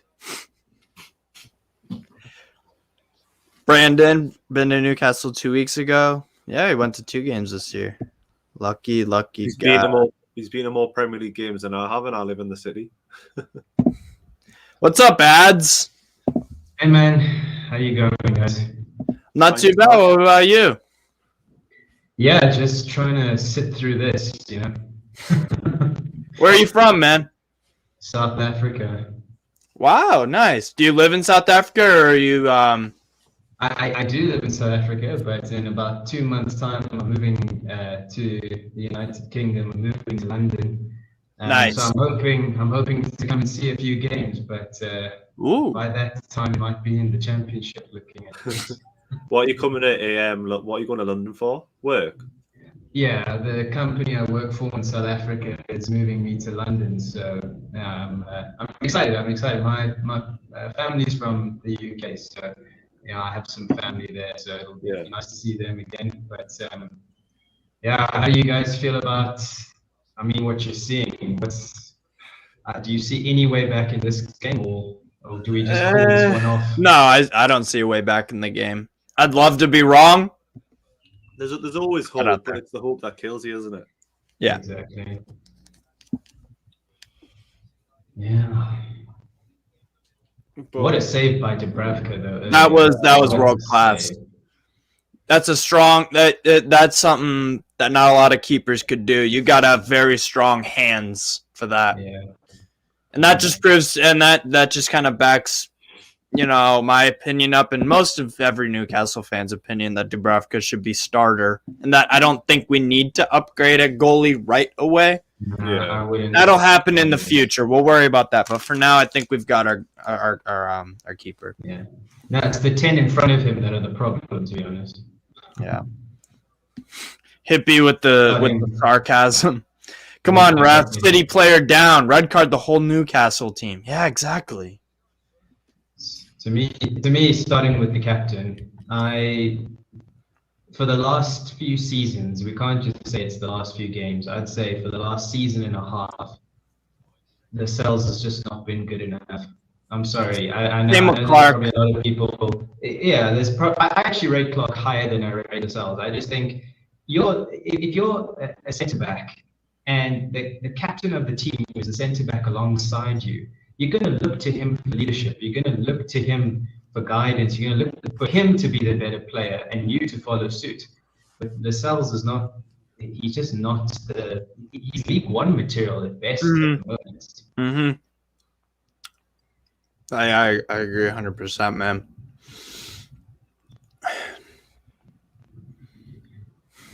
So Where are you're you thinking, from? though, like, are we pressing or not? Because like we're so far pushed up. Like, what's that? 6 players in the Man City third. Then it just goes long, and then there's just no midfield. So if we're going to push players up, we need a press instead of just like holding back. It's like the defense are one team and the attacking are the other, like another team. It's a team of 10 and then a team of 1 because it's just Callum Wilson, or maybe a team of 2, Callum Wilson and ASM up front. But as I'm watching now, you've got all of Another good save, Dubravka. yeah, you've got all of ASM, Joe Linton, Almiron, everyone behind the ball. It's just inviting it on. I mean, but it's not even because we're playing City. I mean, most teams end up like this against Manchester City, but we end up like this against every team we play against in the last few games. Yeah. Pretty much.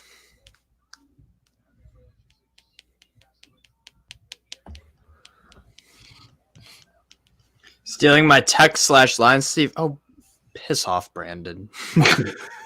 Dutchman. How are you watching the game, ads? Or what's your actual name? Adam. Adam, nice to meet you, man. So Nice to meet you. do they show? Obviously, they probably show Premier League games in South Africa. What like channel is? Do you have Sky Sports or something, or what's the?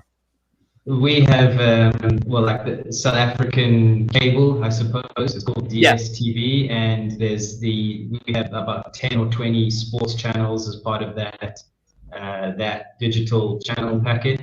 Right. And all the Premier League games are played on one of them. But I think we get it from the Premier League. So the South African company goes and pays the Premier League for it. Right. I'm pretty sure it's the same as like ESPN. They pay the Premier League for the broadcast rights. Yeah. We just do the same, yeah. Yeah. Nice. Have you always been a Newcastle fan, Steve? I have since about 2018, yes. Basically, I know this. I live in the United States in New Hampshire, and my mom works at the local bakery in Exeter, and she knows these people from Newcastle, this guy named Steve and his wife. And this guy, Steve, is like, he's a real Geordie, man. He drives an Aston Martin. He's got a very, very thick accent. His son's a Newcastle fan, and so when I worked at my local YMCA, I used to do this program, this program called Active Kids, and basically it's like a daycare in the gym. Basically, parents would drop off their kids and go work out upstairs, and I would play sports with the kids. Abraxas, you live in New Hampshire? What? Dude, hit me up on Twitter. Let's go to a bar sometime soon, Abraxas. That's cool. So I've basically, long story short, they got me a Newcastle shirt out of nowhere. It was the 2017-18 third shirt, the teal sort of one. So that was my first ever shirt. So I was like, all right, yeah, they're my team now. Cool. So it's a cool story. I have an uncle that lives in Portland, and he just had a son now, and he's trying to do the same thing with his son. Put him in a Newcastle shirt, get him to follow the team. My father was born in Newcastle. He lived in North Shields. So that happened to me. Is that where you're from? Yeah. Okay, cool, man. Cool. South Shields. South Shields. Did you say North Shields or South Shields? They were from North Shields. North Shields. So the best one. Abraxas, do you live near Nashua? No, I live in Exeter, actually. In Exeter. Hayden off. Kind of near Nashua. Longstaff. Yeah. Oh, Is that all 3 changes now? Hayden off. Kind of near Nashua. Is that all 3 substitutes done? Is that ASM is on, Longstaff is on? I think we might have one more. Yeah. I thought Fraser was coming on as well. I was like, oh, he's even starting, so got one more. I'd love to see one of Elliot Anderson or Joe White play. I mean, why not, eh? Yeah, me as well.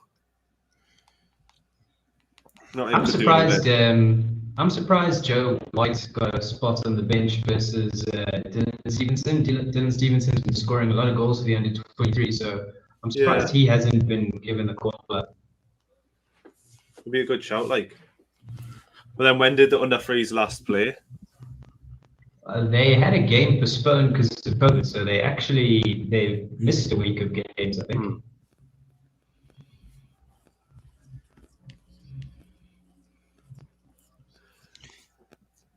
Inaki Williams has scored for Athletic Bilbao. That's a player I'd love to have at That's Newcastle. a great player. That is a great player. Yeah, I like Inaki Williams a lot. Rugby's the main sport in South Africa, isn't it? Sorry, say that again? Rugby and cricket's the main sport in South Africa. Yeah, I suppose those are the two best sports because, we're quite good at rugby and cricket, but I'd say the majority of the population still support and watch soccer more than they watch any other sport. I have a huge soft spot for Lebo Motiba because I'm also a Strasbourg supporter. So I remember his time at he was part of the 2018-19 Coupe de la Ligue winning team. I like Motiba a lot. Motiba, okay, yeah. He's a top player. He is. I'm trying to think of other South Africans that I know. Matty Patterson. There was okay. I'll give you guys a quiz here. Name the last South African player to play for Newcastle, actually in the first team. You'll know who the player is. Is it not Matty Patterson? There you go. That's a good one. Nice. And there's actually a South African playing in the under-23s at the moment, Bradley Cross. Oh, yeah. Nice. He came from 3-0. Yeah. That offside?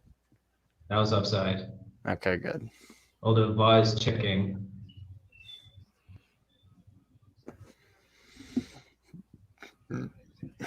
Oh no, this is going to be given. I think that's onside. That's onside. Yeah, this is going to be given. Yeah, he's onside. Unless the hand is, marginally the hand could be offside, but I don't know if that counts, but to me that's a goal. Yeah, that's a goal.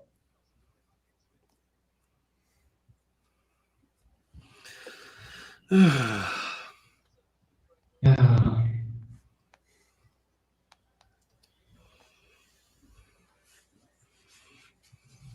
Cracking finish by Mahrez. Yeah. Took it on first time sweet, but gotta give it to him.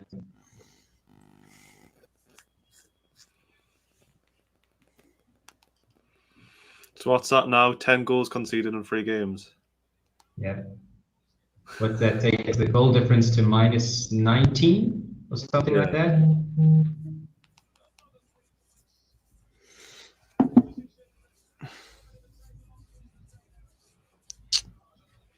It's always the 3 teams with the worst goal difference that go down as well.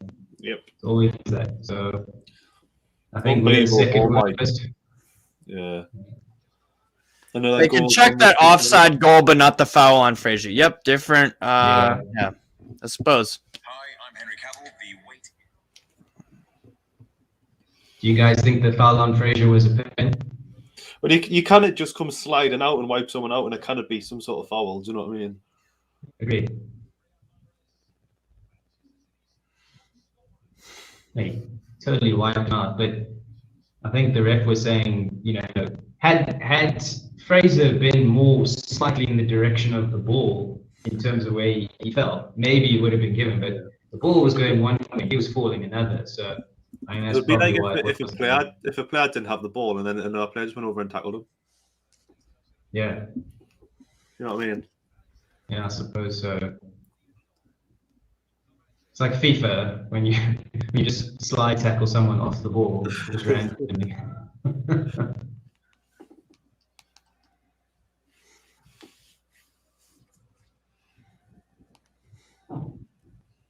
Oh, someone's saying that they checked VAR because Canelo got the ball, it wasn't a foul. Oh, I see. Which doesn't make any sense because it wasn't him that fouled him. Does anyone on the NFTV channel still do any FIFA content? I haven't seen any. I don't think so.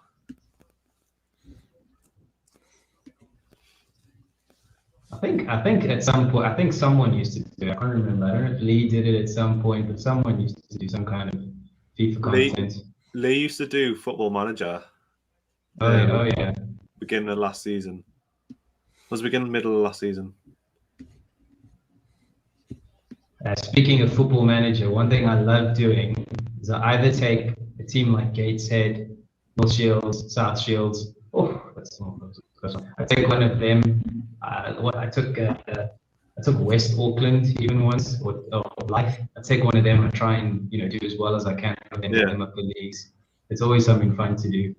How far do you normally get them? I once took North Shields all the way up to the Premier League and I won the Champions League. But I mean, that was a season where I had just finished university. I was looking for a job, so I had a lot of time on my hands, and I played that probably more than looking for a job. Yeah, I remember. It should have been 4-0 Man City. Oh my God! Sorry to interrupt, but damn. No worries. Sorry, I would be talking about the game if there was anything.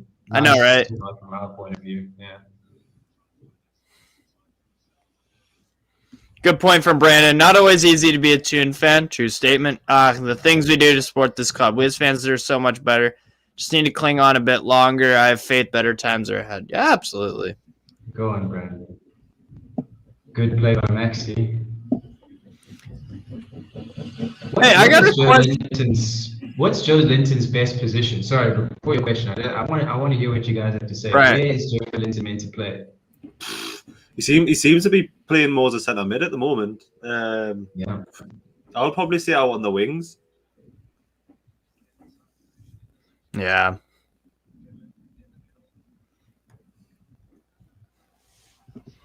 What about yourself, Adam? I don't know. It's hard to say. When he plays a bit deeper, he's okay, but he's still not very good. But he does put himself above a bit, and he does seem to. He reminds me of like a young Muscular in terms of when he used to put himself up a bit. Didn't score a lot of goals, but was still quite a physical player. Yeah. So yeah, I would say he should probably play centre mid. I think if he needs to be retrained as a position, retrain him as a central midfielder, and because he's got a decent pass in him sometimes. I just think he needs to be trained in a new position. He needs to be trained to hone in on those skills that he has. Yeah. Someone's just said his best position's back in Germany. I have a question actually for you, Adam. Why are so many of I'm looking at the South African team roster, the national team roster. Why are so few players not making moves to Europe? Lots of Kaizer Chiefs players. One Sianda Zulu plays for Apoel Tel Aviv, it looks like. Why aren't more? Is it just they're not good enough, or? That's it, man. They're just not good enough. We went through a good spell of players when we had Stephen Pienaar, we had Denny McCarthy. We had quite a few good players back in the day. There was a guy who played for Fulham called Khashwi, and he was a ball of notes. I remember seeing him play locally and watching him playing for Fulham, and then he played for Crystal Palace for a bit in Cardiff. But it's just the current crop of players are not very good. Right. And Luther Singh is a promising youngster. Luther Singh is a pretty promising youngster. There's a lot of promising youngsters, but nothing really ever translated. There's a guy who played in France, Keegan Dolly. He was Dolly from Montpellier. Yes. Yes, exactly. Yes, he was really good. But they don't seem to be consistent. They don't seem to last very long. Yeah, I remember Dolly. He scored a few goals for Montpellier. Him and Mole and Andy Delors, Algerian. They had a nice little. Yeah. He was a decent player, Dolly. Yeah. What happened to him? How come he's not even on the roster? He's playing again for the Kaizer Chiefs, and I think he's just either injured or he's off form at the moment, so he's not making the national team. I actually went to go watch South Africa, or we call the team Bafana. I went to watch them play against Zimbabwe. a couple of weeks ago. They played a World Cup qualifier. We needed to win that game, and then we needed to beat Ghana in the next game to actually make it through to the next round of African qualifying. And yeah, Ghana was too strong for us. Who plays from Rangers from South Africa? Oh shoot, who is that? Bongani Zungu. Yeah, Zungu, and he played for Amiens also. Yeah, he did. Decent player, yeah. Who's your favorite South African player of all time? We'll do current and all time, and then if you had to pick one. Okay. Current favorite player. Wow, there's so little to choose from. I know, right? Tough question. Current player, I think Percy Tau, who used to play for Brighton, so he was the last one. Percy Tau, yes. Yeah, he also played for Anderlecht in Belgium. Anderlecht and Club Brugge. He played in the Champions League for Club Brugge while he was on loan from Brighton. Yeah. He was a cracking player. He's probably my favorite. He played for Al Ali. Yeah. Al Egypt. Ali. Yeah, and the manager of Al Ali is a South African. Somali. Do you agree with this comment here, Stuart Flight? South African players are technically sound, but not as physical as West African. That's true. Yeah, I didn't want to say it earlier because some people might think it's a bit like something weird to say, but South African, like local South African players, are, because of our ancestry and where most of them descend from, they descend from smaller race of people, whereas Northeast and Eastern Africans descend, you can see they're just bigger people. They're more physical. The French connection also. And that as well, yeah. So it's true, very technically gifted, but not very physical. Very sturdy, yeah. Right. And then you asked me who my favorite South African player of all time was. I'd probably say Lucas Radebe. Who was the guy who scored the first goal of the World Cup in South Africa? Simpiwe Tshabalala. Yeah, Tshabalala. Yep. Yeah, he's a shout for one of my favorite players of all time. Is that probably your best moment as a South African supporter? Oh yeah, I was in the stadium and. You lucky guy! I was fortunate enough to be there. Well, I mean, if the World Cup is in your country, you'll break the bank to make sure you go there. So yeah. I was fortunate enough to be there at the opening game, and when that goal went in, I've never felt that kind of euphoria live ever. Who'd you play? Was it who'd you play? Mexico. It was, Mexico. What other games you go to in the South African World Cup? Just that game? No. I went to quite a few. I went to watch England play as well. And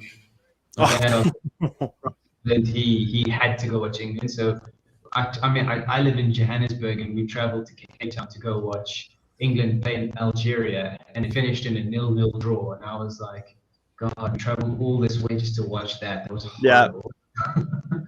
Adam, do you know Steven Pienaar? Pienaar, yeah. You mentioned Steven Pienaar earlier. He played for Sunderland, so. Ew. Exactly. Speaking of Mexico, what's happening to Santiago Munoz? What happened to him? He's still injured. But from what? He never played. How did he get injured? Because I think he was injured when he came. Well, why did we sign him? That was a good one. God knows. England, United States. Were you at that game? Yes, that was in Rustenburg. Yes, I remember. I was at that game. That's awesome. I was very lucky. I went to a lot of games because they made it cheaper for locals to actually go to the games. So I bought like a pass to where you could pick certain stadiums that you could go to all the games at, basically. So that allowed me to go to a lot of games. And then I watched the best game of the World Cup, though, for me was Ghana against Uruguay in 2010 when Suarez handballed it on the line and Ghana then missed the penalty to the penalty shootout. Yeah. That was a hell of a game. Go on, Messi. Oh. Is there a South African at Ajax? Or was it Ajax? Yeah, there's been a few. There's a big connection between Ajax, Cape Town. Right, Yes, Ajax, Cape Town. That used to be. Yep. They changed Yeah, their and name then- though, right? Yeah, they did. They're now Cape Town City FC. Yeah. But there's still that connection between Ajax Cape Town and Ajax Amsterdam. Yeah. You'll find there's quite a few players who still go across. I think Tulani Serrero was the last one who played for both. Yeah. ASM on the ball. Feel like oh, come on. Stewart went to the France-Uruguay game in Cape Town. Wow, nice. Did you guys ever want to come to South Africa? I've heard a rumor. I'd love to travel anyway. So I would go to South Africa easily. But I actually had the weirdest thing that I probably know about South Africa. Do people eat clay? Is that a thing? Hey. Yeah, I've heard. I saw a few, like, I don't know where I heard it from, but apparently some people still eat clay. Or women when they're pregnant. Well, I myself have never seen clay on the menu at a restaurant, but that's some people are like addicted to it. I think I saw like a weird video on YouTube about it where like this woman was addicted to eating clay while she was pregnant. Oh shit. Yeah, it was something weird like that. Yeah. That is weird. That is very weird. But no, I've never heard of that. Hey. Okay. All right. Serrero Pinar. They played for Ajax, both of them. Yeah, both. Yeah. Hendrick Y. Oh God. You've got like the obviously there's loads of like animals and that, like, isn't there safaris and things like that's where the great white sharks are. So are they? Yeah, I mean, South Africa is known for its animals for sure. The Big Five, that's what people love to come see here. Yeah. Right. Do you support an African or a South African club team? I did, but then they don't exist anymore. So yeah, I went. There was a South African team called the Midwest Wits, or just Wits, and they were actually it's a university. It's the university that I went to, and I was a season ticket holder there when I was at the university. Right. And they were a university team, but they were also a top team in the top league in South Africa.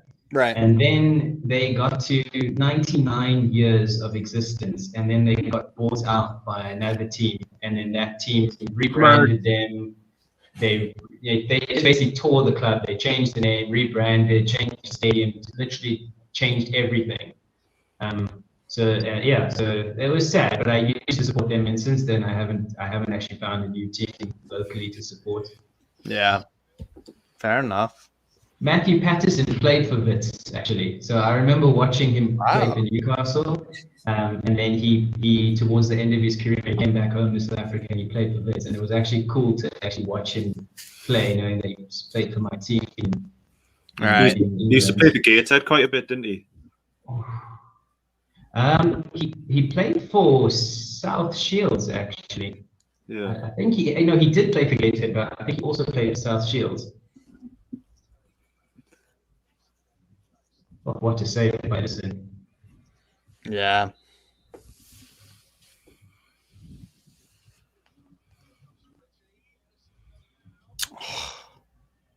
Wow, Johannesburg is 7 hours ahead of me. So it's 5:38 there. That is 17:38. Yeah. Wow. Yeah, that is correct. Oh, Do you guys use military time? it's not military time; it's just normal time. Normal time, yeah.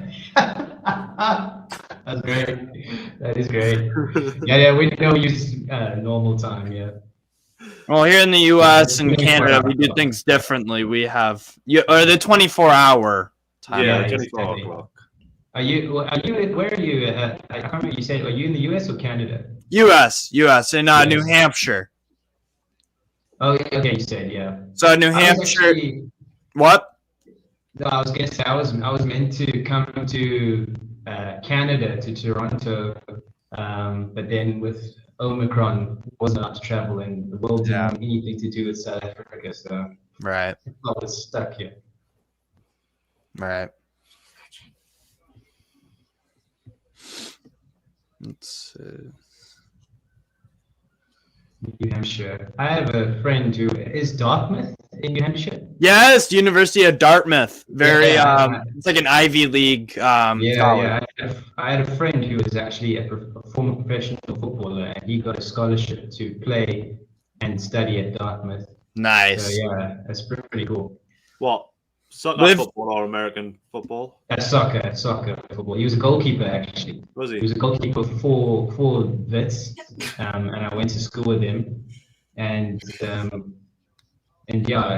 when he left, he managed to play for the university team, but then he eventually retired. He retired quite early because it just never worked out for him. Yeah. Especially being a goalkeeper. You know, if you're a goalkeeper, there's one position, maybe two of chances you get, and otherwise you just kind of you won't make it. Right. New Hampshire is one of the best states to live in the U.S. nowadays. Abraxas, who lives in Nashua, New Hampshire resident as well. It actually, and our state motto, live free or die. Hell yeah. It actually is a really good state to live in, to be fair. It's a bit boring, but no state income tax. There's not a lot of taxes at all, honestly. It's really, really nice. Yeah, I like living here. We have very pretty mountains. I live 50 minutes away from the beach. Beautiful. Yeah. Speaking of America and the MLS, who do you support? My first ever side I rooted for, actually, in the first ever football match I went to, was Montreal Impact. Oh, nice. So, because I'm only 4 hours away from Montreal. I'm about 3 hour drive from the Quebec border, Canada border. Oh, okay, cool. So I go to Montreal a lot. I haven't been to Canada though since the pandemic started. Okay, yeah. Henry was the manager of Montreal. Yeah, Thierry Henry, and I've seen Didier Drogba play. Drogba, yeah. Wow. Love Drogba. He scored. He was awesome for Montreal. And it wasn't one of those situations where, because sometimes we have that, MLS has that reputation of, it's retirement league, players past their prime come here to get a payday. But we've had some really, really damn good players though in the MLS that have actually, like David Villa, New York City FC. He wasn't here just for a payday. He was a prolific goal scorer here too. So he actually really cared. Zlatan also really, really took it seriously. Beckham took it seriously, I suppose. Yeah, Drogba, Giovinco too, former Juve player. I hate Lauren Robert. You guys remember Lauren Robert? Yes. Yeah, he played for Toronto FC. He was one of my favorite Newcastle players ever. Mm-hmm. Abraxas flexing about how good New Hampshire is. I can walk into the gun store and buy. Yeah, exactly. We have pretty low crime. Here's the benefits of New Hampshire: low crime, true, not expensive, low taxes, freedom. Yeah, exactly. It's good. 4-0 to City. John Gwynn, yes, this is a footy channel, but our team sucks, so we kind of have to not have to. Other stuff. Yeah. MLS would is like like, to see. huh? That's Joseph Martinez, Miguel Almiron's old buddy. I wish we could have him. He was linked with Marseille, I think, a year or two ago. He tried to play in Europe. He was with Torino for a year or two. Didn't really make much of an impact, but Abraxas, the Revs fan, nice. I've got to say, Richie is so poor. Yeah. Like, what's he doing for this goal? He's not a left back. He can't be expected to defend like that. I don't know what Richie's role is now. The same thing I asked about Joe Linton. I ask about Richie as well. What is Richie's best position here? Because not on the pitch. He just seems to be exactly left back on the bench, literally. No one was marking Sterling there, but then again, I mean, it's like the first goal, just people kind of not marking, then looking at each other with a mouthful of teeth afterwards. It's just It's just embarrassing. Agreed. You can't have Matt Ritchie and SM on the left hand side. That means you've completely given up defending on the left hand side. You don't have any natural defenders on that left hand side. So you're going to always have marking issues. You're going to always have an outlet for the opposition on the left hand side. You persist in having two outright attacking players. But I mean, I suppose it could be said the same for the right hand side. I mean, Jacob Murphy isn't a natural right back. He's not a natural defender either. Just one of these things. No matter what we're doing, we're going to get beat by City today, aren't we? No, sure. I suppose so. David Vitt, New Hampshire sounds like paradise. It's pretty nice. It's pretty nice. If you're a nature person, you'll love it here. You'll love it. You'll love New Hampshire. Let's see. Bruce would have won 1 in 18. He's done it before. Steve, you're going to come to Newcastle? I'd love to. Yeah. I do really want to. I'm just bad at saving money. That's the problem. But yeah, I would love to go, and I'm also not gonna go necessarily right now. Just I'm waiting for COVID to chill out. Yeah.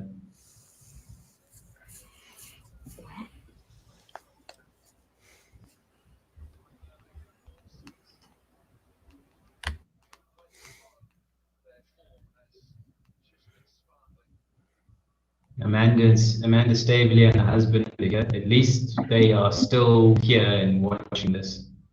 Can't imagine what they're thinking now. Very interesting talking with supporters from other countries and their stores. Absolutely, David. Thank you. Yeah, we've got an American, a South African, and a pure blood Brit, Liam. Jordy. I'm surprised he didn't score there, mind.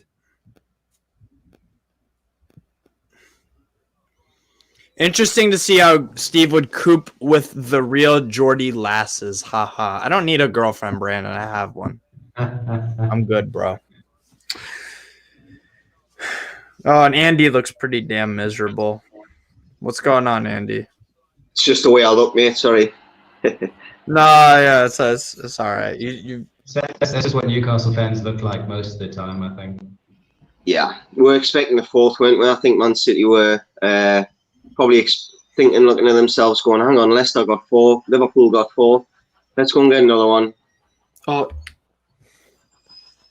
So, and again, we've got the same problem. Where's the fourth goal scored? We've said you've just been talking about it. He's not a left back. Let's hope we get some wing backs, please, first. Yeah. Who would you say, Andy? I think we need a centre back.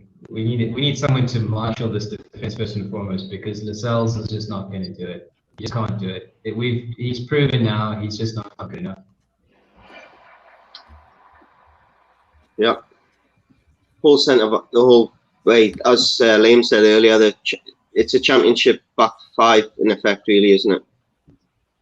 Yeah. Well, Abraxas saying in New Hampshire we got legal weed. Hell yeah. What a save by Duprak as well, man. It was. Oh yeah. What a save by Edison. That's not. Yeah, exactly. Yeah. As well. It's true, innit? Nothing goes your way when you're at the bottom. You make decisions, and then Wilson pulls out a header like that.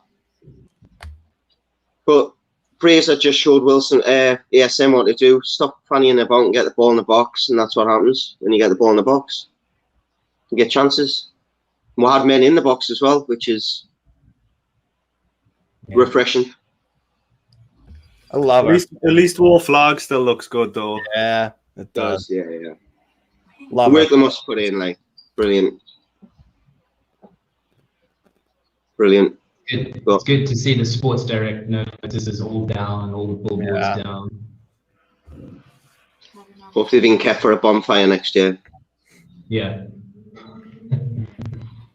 Well, I've heard Nathan Aki linked with Newcastle, one of a few times I've heard Nathan Ake's name being linked. I'd Someone rather that's not. not really getting in the team, but I mean, is he not better than what we've got?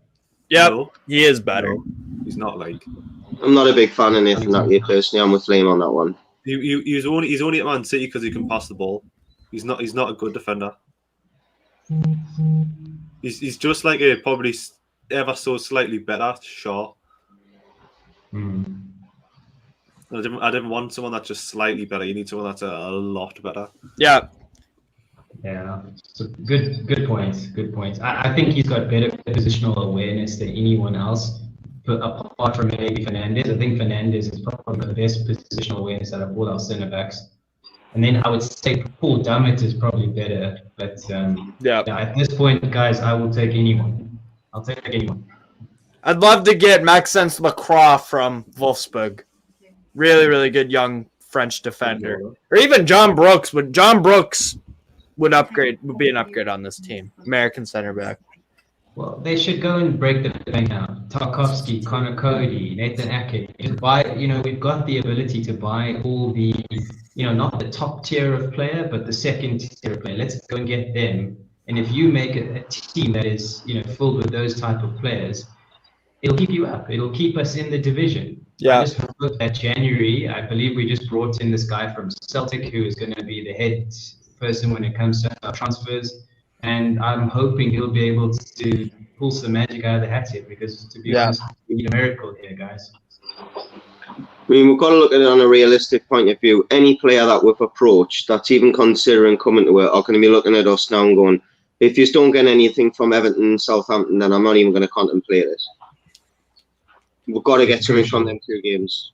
Right. You can't be more than 6 points adrift during the transfer window because then no player's going to look at that league position and think, I can turn that around. I can help the team turn that around. So, no, you're right.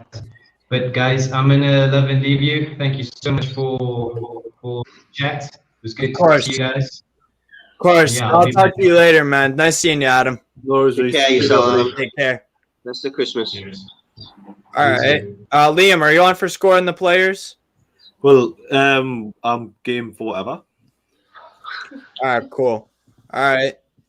Do you guys agree with this? I'd rather have Eric Bailly than Ake. Problem with I like Bailly a lot, actually. I think he is a pretty damn good defender. Injuries though, that's my concern. Well, Andrew, do you want to stick on for scoring the players, and we can just do Yeah, no problem now. Steve, do you want to control it, or do you want me to, or You can do it. I'm pretty all over the place with that. If you want, yeah, you can do it. Scoring the players. I'm going to give myself all the easy ones. So, all right. That's a Man City player. Steve, you've got the goalkeeper Martin Dubravka. Dubravka, not Dubravka. Okay. So Dubravka, let's see here. Conceded 4 goals. I think he was partially at fault for the first one, so I'm already thinking like a 4. But he made that really, really good save. I'll go. He made 2. There was one where he was diving across, I believe, on Sterling. Yeah. Outside, Sterling took a shot outside of the box. I'll go 6. I'll go 6. Because even if we're being cynical and say Dubravka is at fault for the first one, right? Yeah. Still conceded 3, and I don't think any of them were his fault. Yeah. So, I'll say a 6. 2 world-class saves. Yeah, I'll go 6. I don't know. What do you guys think of that? I think 6 too high. 6 is too high. Me. What? Personally. 4? Yeah, I went 4. 4. What do you I'm think? just going to give you 2 seconds because my washing machine's just finishing its cycle and you can probably hear it. So No, just 2 I minutes. don't actually know, to be fair. I can't hear it. Nah. So, No, I had me mate mute. oh, Mute. what do you think of the 6 for Dubravka? I think it's about right, mate. I think Clark in that situation's got to take a lot of the responsibility. You don't let the ball bounce like that. It's regardless of whether your goalkeeper's giving you a shout or not. I never seen a shout from him, but clearly he's obviously heard something. I can't understand otherwise why he would leave that ball. So he's probably getting a shout there. So in a sense, you can't give him a little bit of blame for that. But yeah, I mean, at the same time, Diaz is free as well, so who's picking him up? Yeah. So I don't think you can blame Dubravka too much for that one, but I think 6 fair. What a good save as well. He's made a couple of good saves. Yeah. It's his distribution that frustrates me. We'll play back to him, and then he waves the team halfway up the pitch as if to say, right, I'm going to... And then he just plays a simple short pass, and then we'll get pressed, and then we're trying to play out, we can't. Yeah. Right, So, we'll move 6. on to Jacob Murphy for yourself, Andrew. I can't say anything that he did more than most. Sorry, I'm going to end up... I'll definitely put myself on mute. You can hear that now. Well, what do you make of a forced, Steve? I agree with that. I don't think he was very good. Yeah, he's not a right back, and it shows. I mean, but it's rotation, and we got what it's tough because we'd rather have Emil Kraft at right back or Murphy. Ugh. We've got 2 terrible options. Yeah. So, yeah, I would say a 4 is about right. Yeah.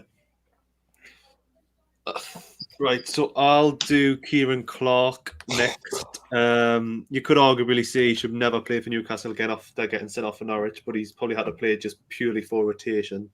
Yeah. So I'm going to give him a 2 because I think he was predominantly at fault for the first goal. I think it was, wasn't it? Yeah. And then we still conceded 3 after that. So I want to go 2. Do you disagree? Agree? Agreed. He's consistently shite. I think a 2 might even be generous, but it's numbers at the end of the day don't matter. He was awful. I would say 1, but we're in the same region. Yeah. No one will say he had a good game. He's at fault for the first goal. I mean, he's not a good center back anymore. Just is what it is. Yeah. Andrew, Jamal Lascelles? 4, simply because turned his back again and again.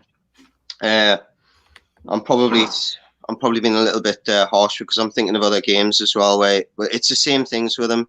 He's aggressive, sometimes too much at times, and pushes the line up, and then someone drops back, and then one of the Man City players makes a run and we get caught. I think that Jesus scores shows you what that is. I think it's Lascelles breaks the line again. So 4, mate.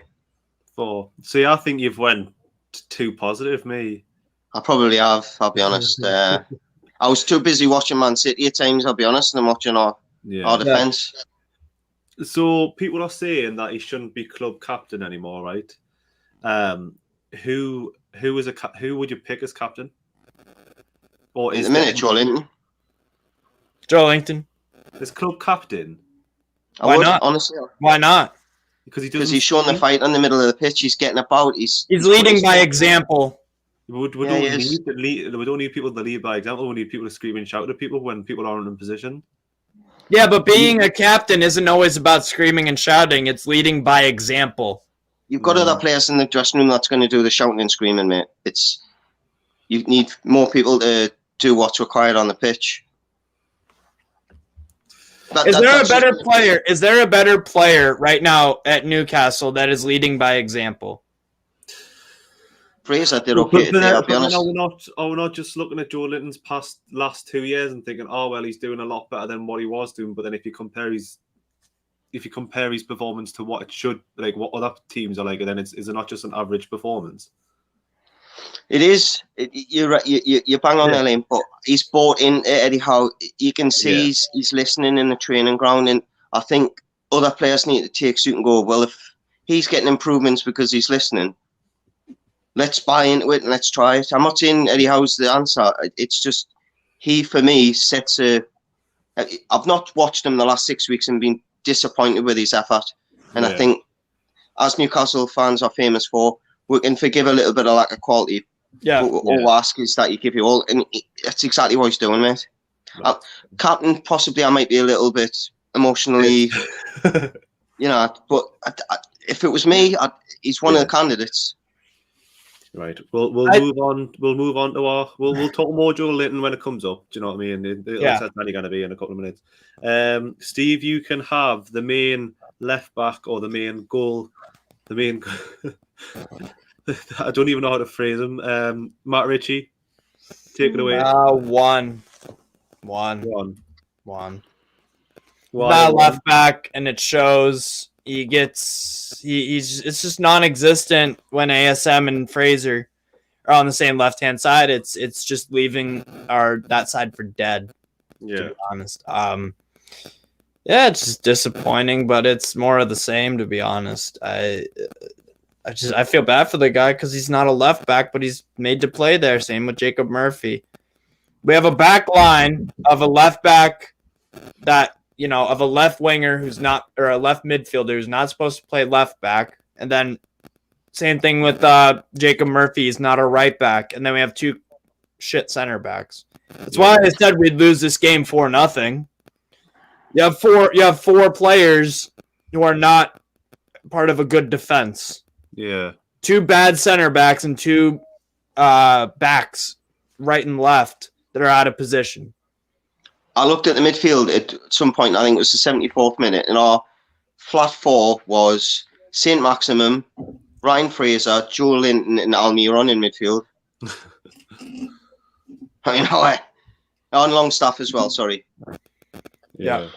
Not one centre midfielder, really, when you think of it. I mean, Miggy's more of a 10 or a winger.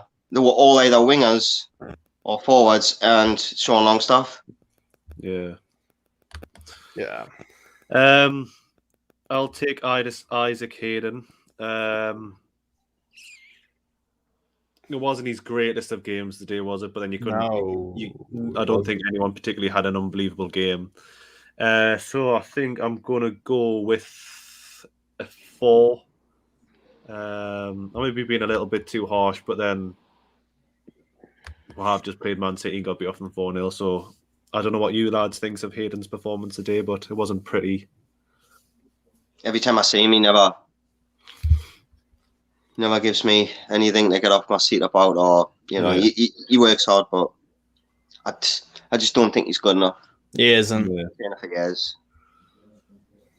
I'll come to you, Andrew.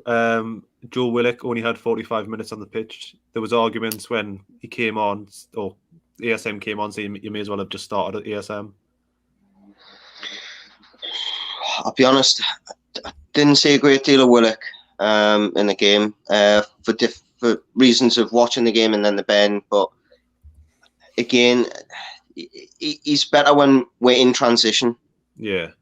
And we didn't really do that much today. I think towards the end of the second half, I thought he had a good spell for about 5 or 6 minutes, but there was nothing from it. As though he got a few people, you could hear the crowd, he got the crowd up a few times, but then he either got tackled or a bad pass. So I think 4.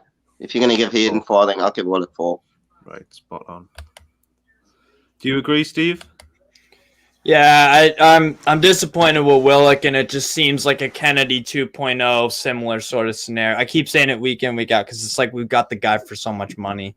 Yeah. And falling in love with the lone player, it could be a double-edged sword. I just, yeah. You don't think the whole Willock thing is because the team is playing so poorly? Yeah. Well, no, that's the thing. That's the thing. We can under them, and I think we're as best prepared as we can be for this game and for this going ahead, and that's what Is that your TV, Andy? There you go. We'll move on to Joe Linton, seeing as used to give him so much praise. Steve, you can have him. I'd say he's man of the match. Yeah. I'd say he's man of the match, Joe Linton. I really liked what I saw from him today, and I like it so much that I actually agree with Andy. I wouldn't mind seeing him being the captain, to be honest, because he really was horrendous for the first few years at Newcastle. But you know what? He never gives up. Never gives up. He tries. He puts in a ton of hard work, and it's I'm liking what I'm seeing from him, and hopefully that 40 million can he'll justify that price tag soon enough. I think he's definitely I like the character of him, and I like the fact he hasn't given up and folded, because a lot of players have.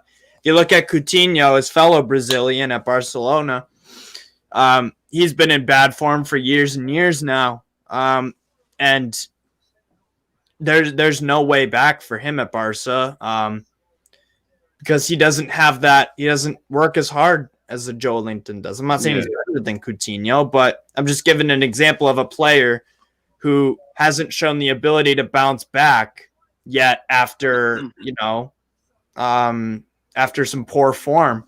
So I think his mental strength, and you also have to think about all the stick that he got from us, and deservedly so, that can really weigh down on a player.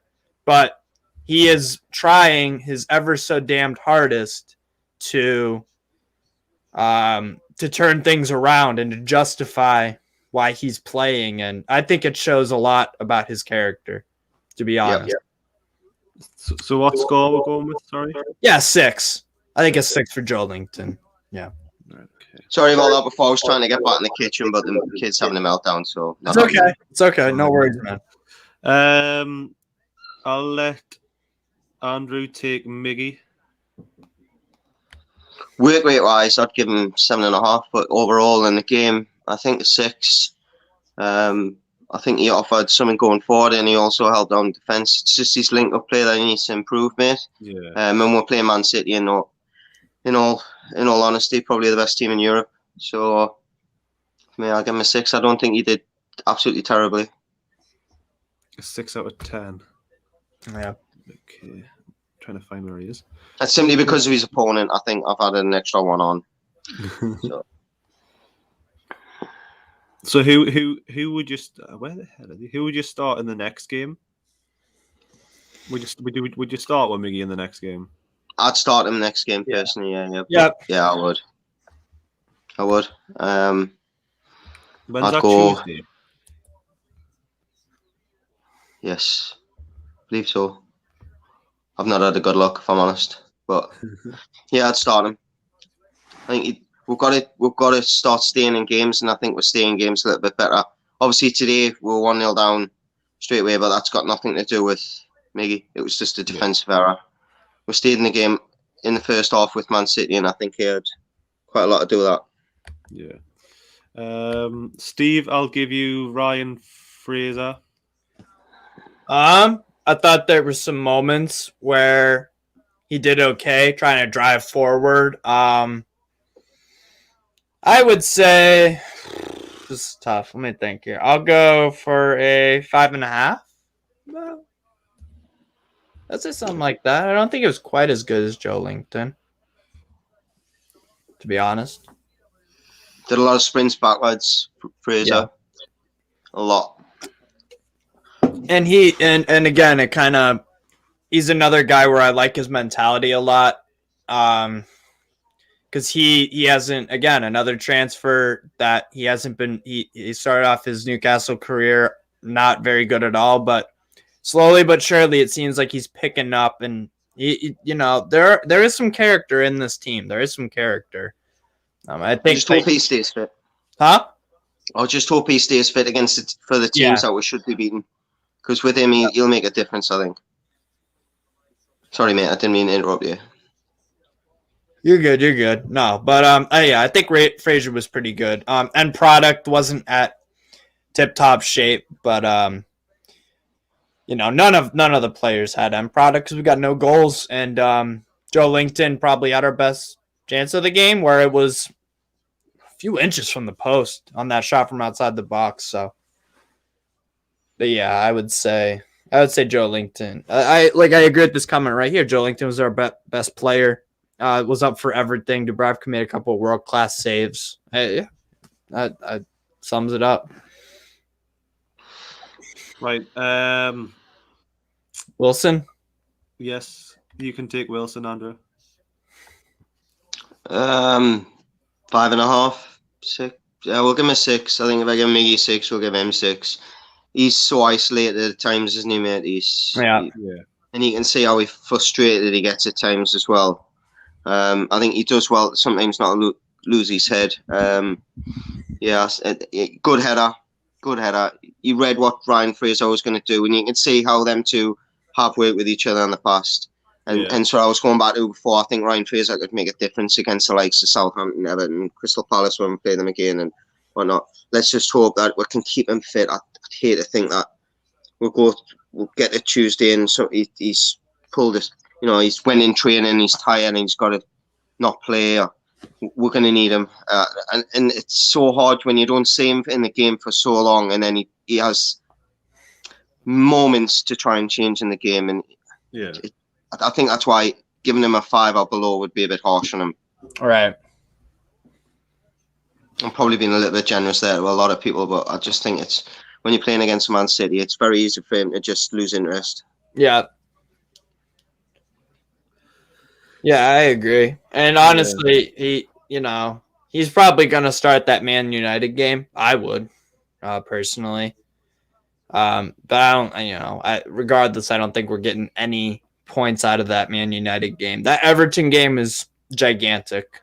We've got to have a go at Man United. Got to have a go at them. Got to have a go at both. Yeah. God. They're not the Man United that we're used to. Yeah, exactly. Steve, I'll give you ASM, who came on for half an hour, for the second half. Look. For who is it? Sorry. ASM. ASM.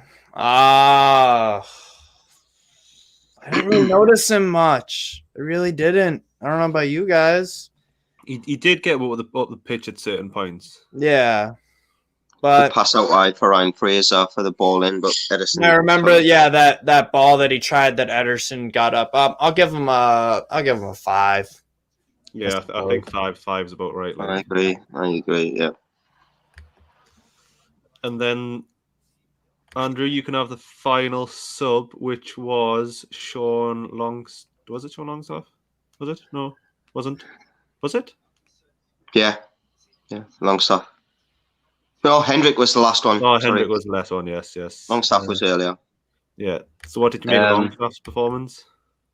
I never seen him get on the ball in any situation. He was more of a workhorse in the second half, or at least that was his job.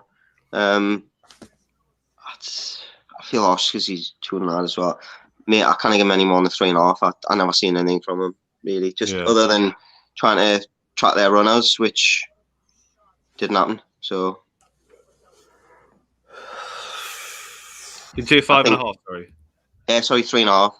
3.5. And I think Jeff Hendrick wasn't on long enough, was he? Yeah. Give him a score. So he's been unapplicable. So now we move on to the head of the show, which is Eddie Howe. How do you think he's done? Or how do you think he's done in this game? This game, I'm disappointed we didn't get to see Elliot Anderson or White, to be honest. We're down 4. We're down 3-0, 4-0. Why are you bringing on Jeff Hendrick? Why? Yeah. Why? Yeah. I'm definitely disappointed in that because if you wanted to get some garbage minutes, get the players in, see what no, don't bring on Jeff Hendrick, please, please. And he's the reason he hasn't played since the Wolves game because he's not a good player. Yeah. What scoring would you give him, Steve? Eddie Howe? 4. So what did you make of your substitutions? Obviously, you brought ASM on at half time. That's fine. Was it half an hour, 20 minutes ago? Yeah. And then Hendrick on for the last 5-10 minutes. That Hendrick substitution to me, I'm not sure why. Give Elliot Anderson or White a chance because you got to go with something brand new. What did you make of his starting 11? Horrible, but pretty horrible. It's not his fault really because he has a poor squad to work with. But I mean, what do you think? I agree with Steve. Andrew, sorry. I agree with Steve. I just think what's the point in chucking Jeff Hendrick on? Long term, he's not going to be at the club. Long term, so give Elliot Anderson or Joe White or whatever a chance. Why not? for a few minutes. both? Yeah, just for a few minutes. Let them. Let's see how they react to the pressure of playing under 50. In front of 50,000 fans. Because that's really going to be a big thing when you're a young lad. That's something to, and Jeff Hendrick's not going to be here long term. We know what he's about. So, and I think Howe's got to also look at the last 3 games and look and go, the main thing I had to improve in this side when I came in was the defence, and I've conceded 12 goals in 3 games. Yeah. Yeah. He's got poor center backs to work with. I agree with this comment here, from Kelsey K. How's a 3? All right, maybe not the same number, but we are never beating Man City. Come on, guys. That's facts. That's facts. We could have played them 100 times and be lucky if the 99th time was a draw. Yes. But when you're not getting the opportunity, you get a penalty at 2-1 as well. Yeah. A 2-1. Let's give a score for the ref. Let's start doing that. Let's give a score to the ref. Steve, what score did you give him? A 5? How? Yeah. Gave him a 4. 4. And Andrew, what did you give him? I give him a 3. A 3. Personally. So I don't think he's probably learned his lessons. Average would be 3.5, wouldn't it? So that's, we agree it wasn't his, but he was up against it. Yeah. Steve, do you want to put the link to join in the comments, and we'll see if we'll get Absolutely. You've got people waiting. Get rid of me. No. We'll have you on, Andy. I like your insight. You're valuable. You're a member. You're my guy, Andy. You're my guy. Stay as long as you would like. And if you always want to listen to, that's the main thing. We get other people in. That's all. But I just I'll get down the kitchen now. See if this Ben's not having a meltdown. Right. Sorry, I'll keep walking around. I know it's not. No worries. Done, but I didn't want you to hear a 2.5-year-old screaming his head off. Yeah, it's alright, mate. Don't worry about it. As you fail to have, does that tell us? Yes. Yeah, so we'll start the fan reaction show. Yeah, I don't know what to say. I don't know. The team's poor, and we got beat by the better side, to be honest. How surprised are you guys with this? As we'll bring in Paul Clark. What's going on, man? How's it going, guys? All right? I'm all right. What about you? Oh, dear. Where do we start again? Are you surprised at the result? No, I don't think. No. Yeah, me either. I don't think anyone is. Yeah. It's just, I saw a really good point on Twitter that this back 4 pretty much played against City when we beat them 2-1. When we had, we all don't want to mention him, but when Rafa was there, these guys were much better. They were much better drilled. I thought in that game, the 2-1, we had that crowd was ridiculous. I think was that the one we just signed Miggy? Was that right? We just signed Miggy, and we were kind of really high about it. Richie penalty. Yeah, is that right? Is that the one when we signed Miggy? Don't think so. From memory, I remember we had a really decent. We got him in January, didn't we? Yeah, I can't remember where, but I remember us being really good in that game, giving a lot of fight. And in this one, it's the same problems, isn't it? We just seem to, whether it's Steve Bruce or even how those back 4 just, I don't know, they just bottle it. They just kind of sit back. Even at 1-0, there's not much fight in there. And then the penalty goes against us, which is annoying. Yeah. But in the past, what I've liked about us is that we've used that for us, if that makes sense. Like we've kind of used that anger to kind of get back at the and that isn't happening. Yeah. And this is a problem. We still have, how many is it from the championship year? 7. Our back line, essentially. Our back 4.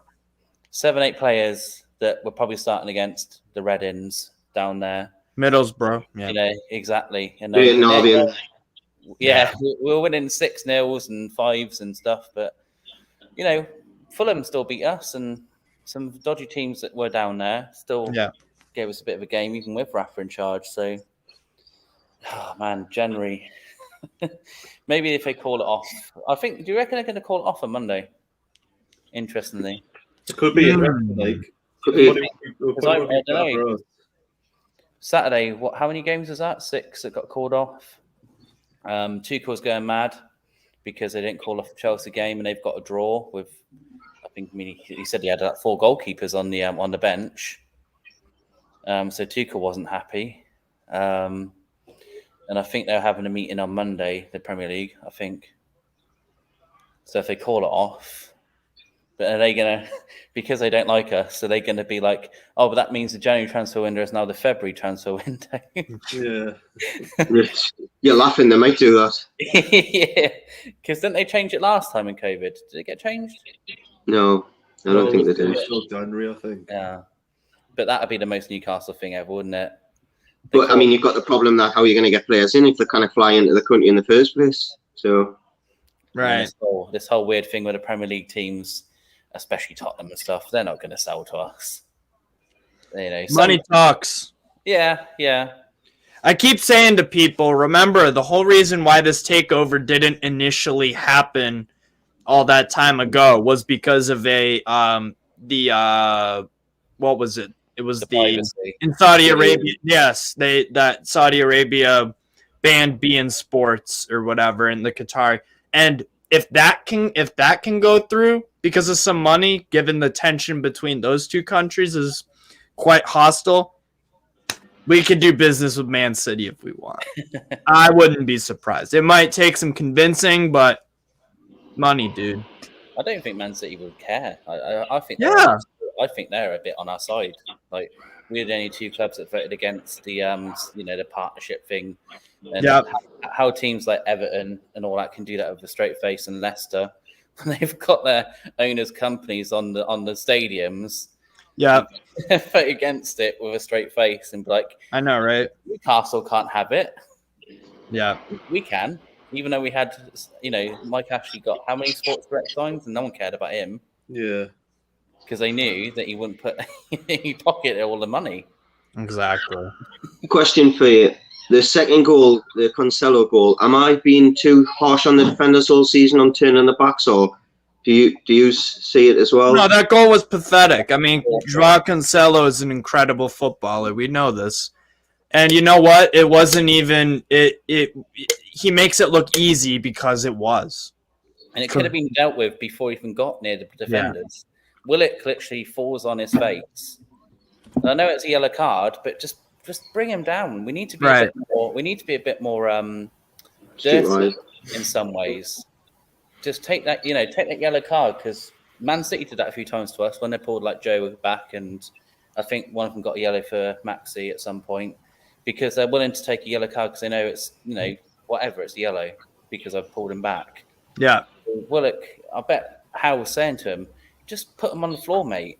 Like, it's a yellow, but at least you stopped a potential goal. And then what Lascelles and Kieran Clark are doing, I have no idea. I mean, did you hear Jimmy Carragher at half time? He was fuming at them. He was open up like the Red Sea, don't they? Yeah. And he was just like, what are they doing? And he was just like, and then they were joking around. He was just like, they need 4 new players. Yeah. Like all of them. Been a lot of them. Yeah. So actually, I have some interesting stats regarding this game from Opta Joe on Twitter. It's a very, very good account. I like these guys pull up some crazy stats. So let's go to the first one. 79. Newcastle have now conceded 79 goals in the Premier League during 2021, the joint most by a team in the competition in a calendar year, along with Ipswich Town in 94. Wow. 34. Manchester City have recorded their 34th league victory of 21, establishing a new record for the most top flight wins by a team in a calendar year. Here's a stat here. Jeff Hendricks got the same amount of goals as Harry Kane. That's actually, that's true.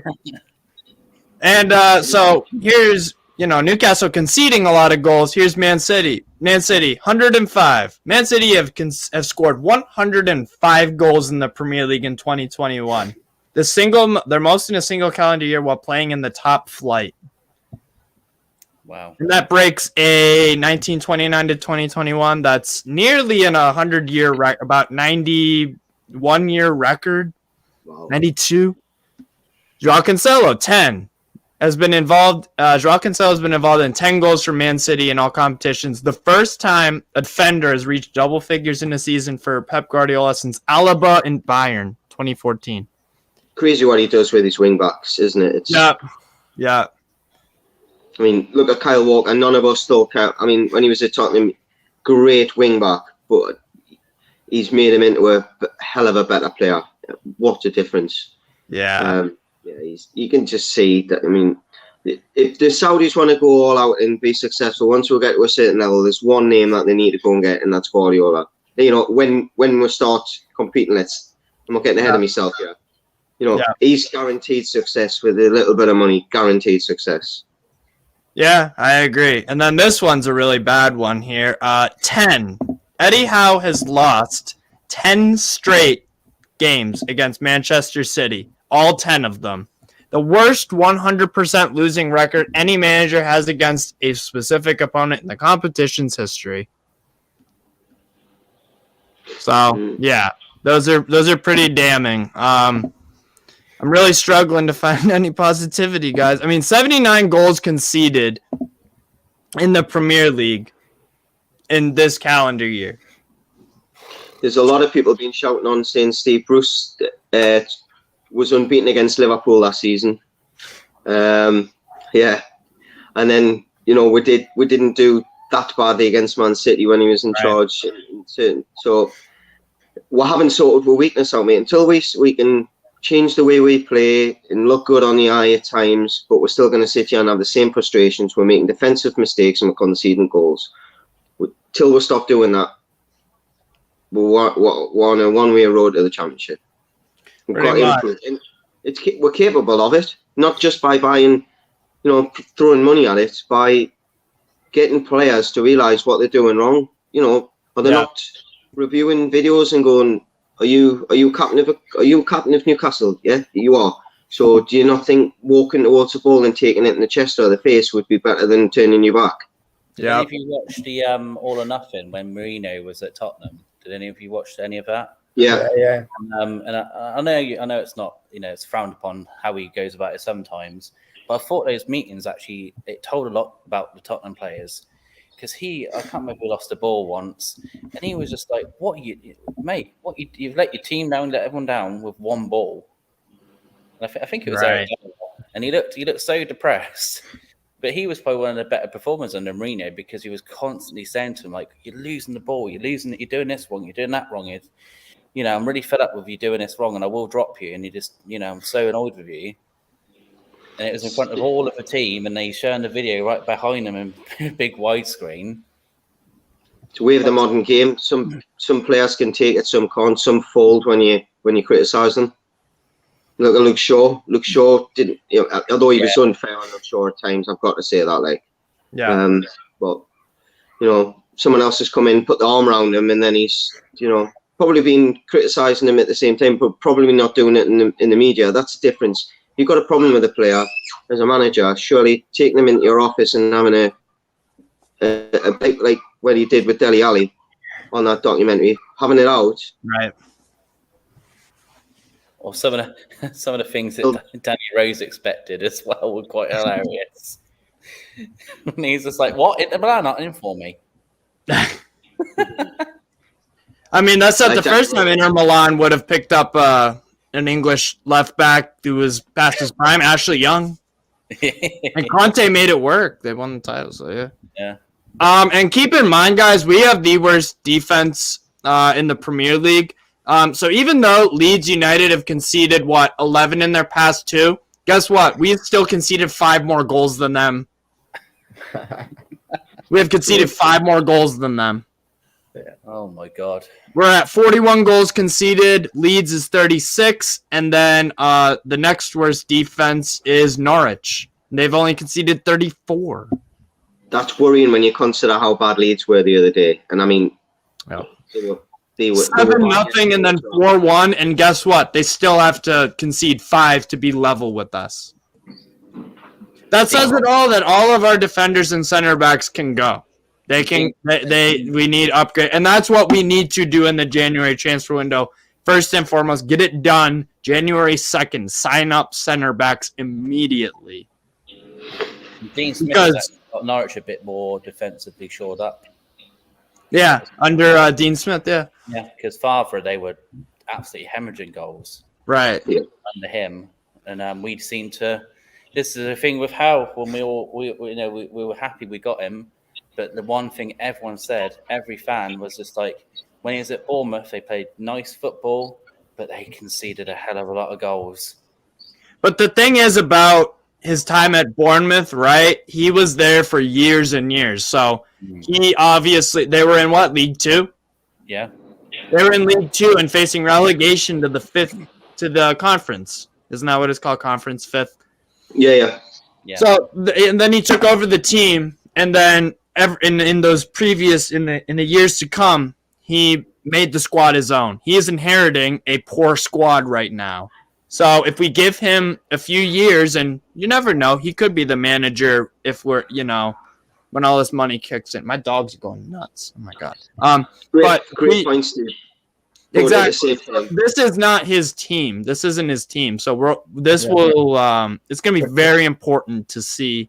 We haven't got enough time though, have we? We've got this season with this. It needs to be now. And the manager should have been. And I still think Eddie Howe probably is the right manager for us at this time. Absolutely, absolutely. And should have the decision that should have been made when Bruce left should have been the decision to employ the manager that's going to try and get us out of this mess. And we shouldn't have been planning to be relegated to get Eddie Howe to build us over a few years, because we haven't got a few years. We've got here and now, and the performances aren't good enough at the moment, are they?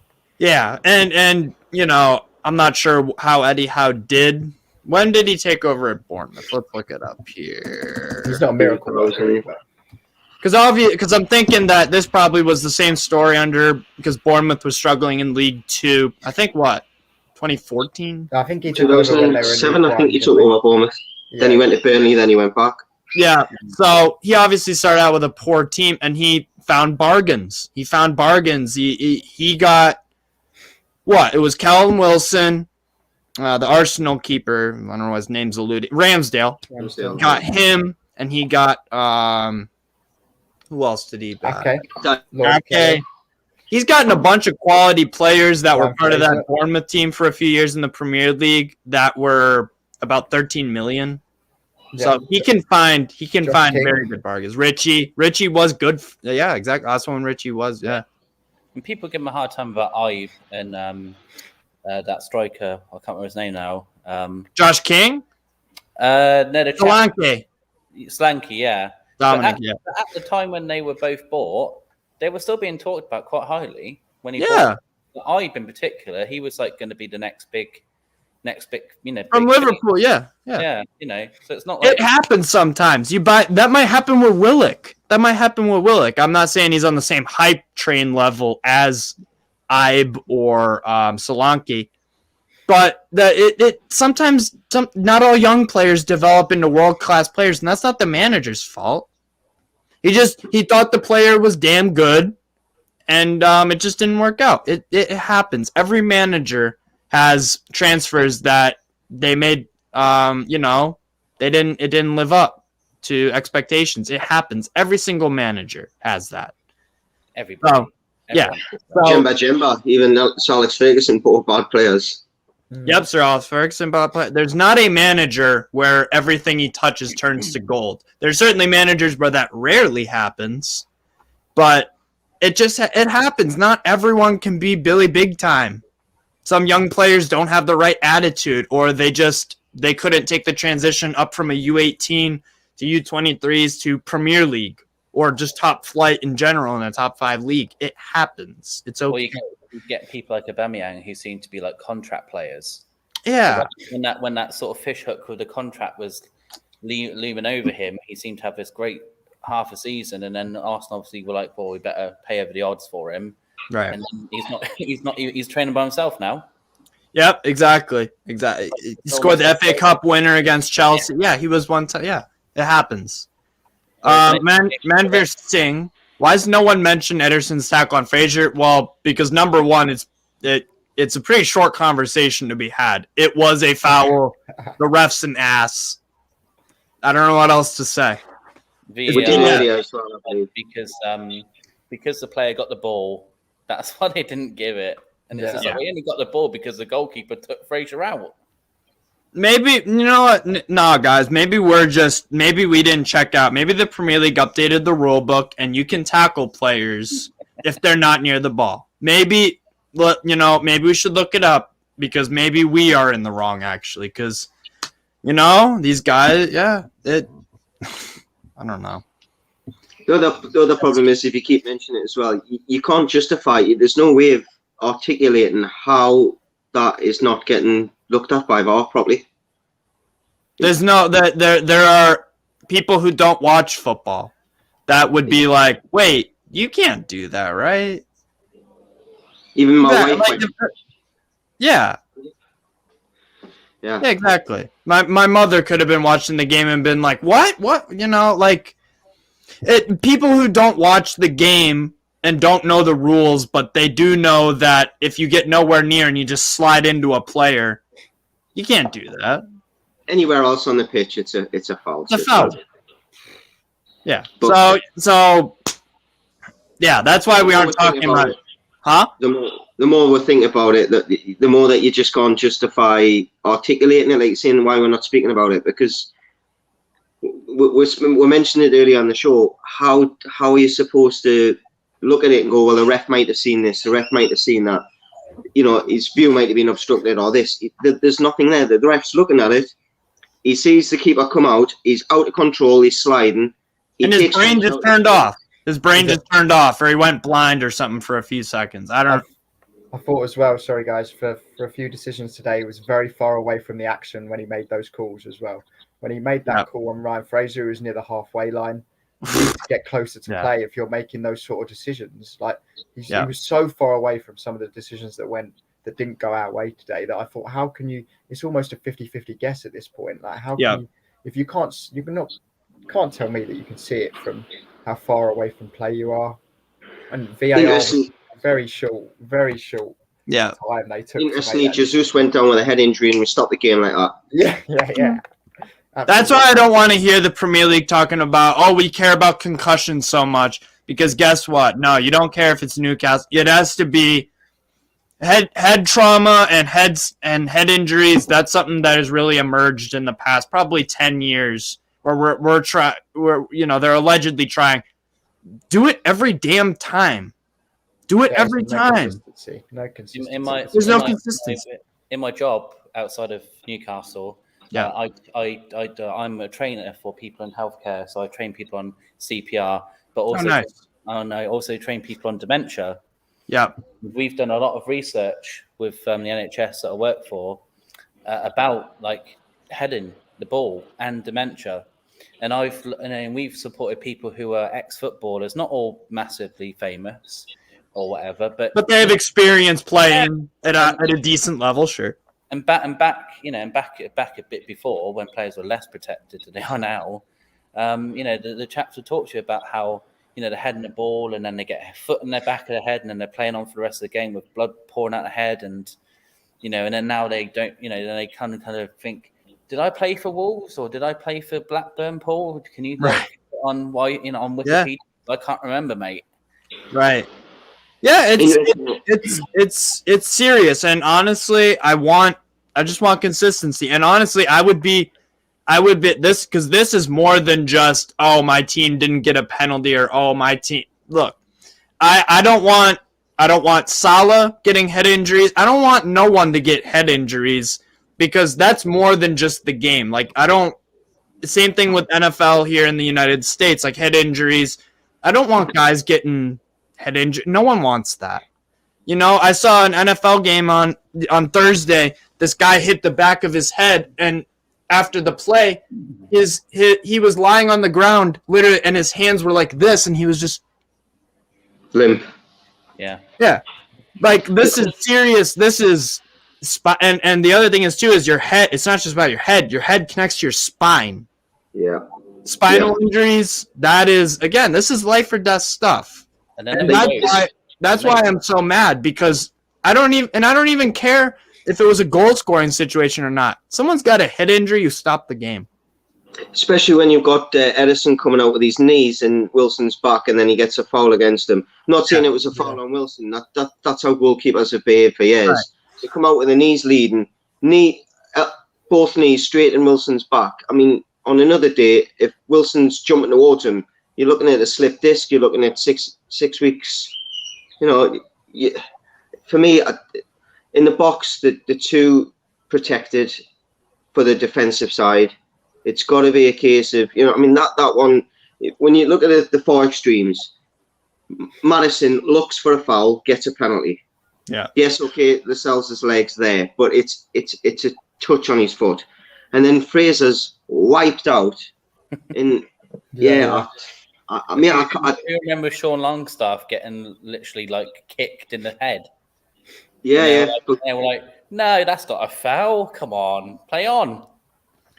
And Jason with the good point here. Remember that Tomiyasu incident where the guy gets his head stepped on? Yeah. Yes. If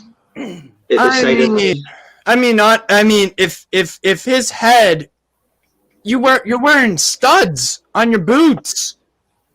You could take an eye out. Like that has to be. I mean, man, it can be very dangerous, and that's the thing. It's more than just the game, and you got to call that foul. Or you got to stop. This is life or death that I'm worried for these guys. Like, come on, it's pathetic how we couldn't get that. But it's only if you're in the top 6, they're going to stop the game. Yeah, that's it. If we were at Anfield, and that's Dubravka taking Al Salah, do they get it? Of course they do. They get a red card possibly. Yeah, maybe Dubravka gets sent off. Yeah. Goal scoring opportunity. There's just no consistency, and that's the frustrating part. That's the part that needs to be. Yeah. It's more frustrating that you've got a system there that if you've made a clear and obvious error, which is what it's supposed to be used for, clear and obvious. Now, let's say there was 51,000 people in that stadium today. Even I'd argue the Man City side fans were going, shit, we've just given a penalty away there.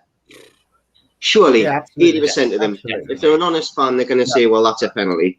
Yeah. But the guy sitting in VAR went, don't say anything wrong with that. It's because the people running VAR are idiots. They're stupid, or they're getting paid possibly to not make the decision. Backhanders made it. When there's money involved in sport, there's corruption, regardless. Yeah, when you give people power, they abuse it. Most of the time. So it doesn't matter how high you hold these people up in esteem. Big stars have been done for corruption. I'm not going to mention names, but Snooper and all that. It's all been done. Yeah, and it goes under. We're humans. We want to take advantage, and we think we're sneakier than we actually are. Some people are, but for the most part, it's called karma, man. So if the ref is getting paid for decisions, guess what? Juventus got caught for that, rigging games. Multiple sides around Europe, you might not have heard of it, but in Turkey, there was a huge match-fixing scandal involved cash.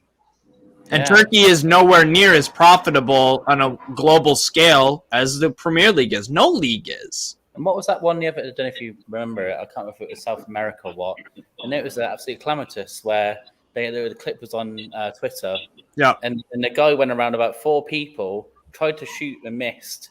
The goalkeeper pretended to try and catch the ball, pushed it towards the player, and then he just taps it in. And I think they won. I think they may have won the league or something. Yeah. Something like that. They had won something quite big because of it.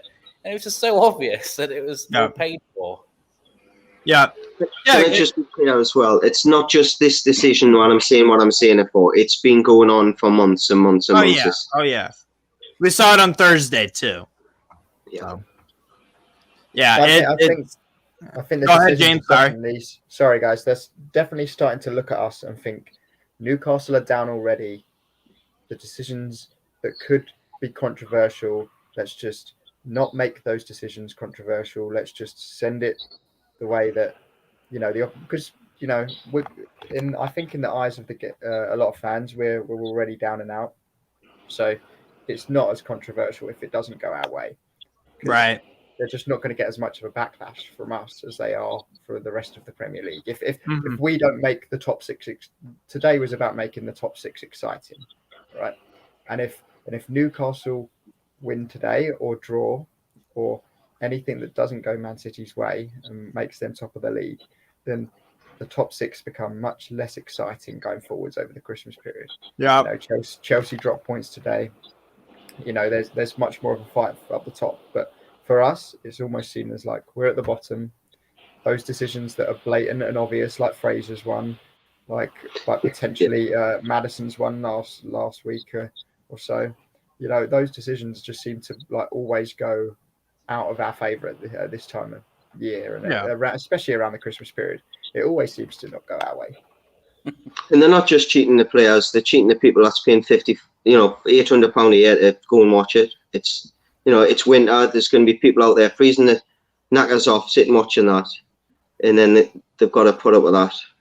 You're cheating the fans. I mean, the Premier League don't care about the fans. I'm under no illusion. They canceled games 2 hour before kickoff. This Leicester-Everton game, I didn't even know it was postponed because I woke up this morning at 7 or 8 and I think it was still on, and then all of a sudden I think it was just all over the place. Yeah, it's shambles. They don't care about the fans. You got Tuchel making like I was saying earlier, Tuchel furious because he's gone to postpone the Wolves game today because he's saying like, my players have interacted with people who are now positive in the week, so we've tried our best to keep them separate. But now the players that have potentially gone with those people have been in the same bus, the same meetings, the same bench, and we're going to be playing opposition players that are going to get close to you. And he's like, so don't be surprised if next week Chelsea haven't got enough players and Wolves don't have enough players because they've caught off someone that might have been carrying it. Did anyone read that about Pep Guardiola flying out of the country as well to go and see Sergio Aguero? Yeah, right. He was at his retirement ceremony in Barcelona. How's he been able to come back in the country and not self-isolate? Yeah, and that was the COVID scare for him, wasn't it? Because he came back, and I think a quick test came positive, but the longer test came negative. It's a necessary risk, though, isn't it? I mean, they're telling us not to take risks, and then they're letting him in at 52 hour. There's no consistency with really anything in the world anymore, and honestly, I think we're just gonna have to learn that. Well, the world isn't. Life is unfair, I guess. Is the my thoughts on this are if they don't stop it, English people with parties. Yeah. My thoughts on this are if they don't stop it, the league becomes anti-competitive because now it'll be like Carabao Cup games essentially. Yeah. Which is fine because honestly, it would be kind of cool to see like Chelsea U23s versus Arsenal U23s or something like that. That would be kind of interesting. That would be good to put them on a big stage. So there are some. You have to always look on the bright side of life. So and that's what I think also. Like, why are they having Premier League 2 games still going on? Why not we just, why don't we have something like where we cancel those games and we have a 60-man squad just for a little bit, just so that we don't have to cancel games because it's going to be enough. The timing and all this. It's elite sport only. Huh? Elite sport only. Yeah. Where they've got the facilities to keep into a bubble, etc., etc. When you've got under 23s, some of them might have, may not live in digs. Say years ago, all the young players used to live in digs and all that. Now they live at home, they mix in, and at least the club can. If you're a first-team player, if the club say you must do this, you must do that, you're gonna have to stick to it. Whereas the under 23s got a little bit more leeway. I think elite sport, keep it that way. And then we've still got something on the telly for to keep, because that's ultimately what they're worried about, the money on the telly. Because if they've got to stop, that is ultimately what they're worried about. Just stop taking unnecessary risks.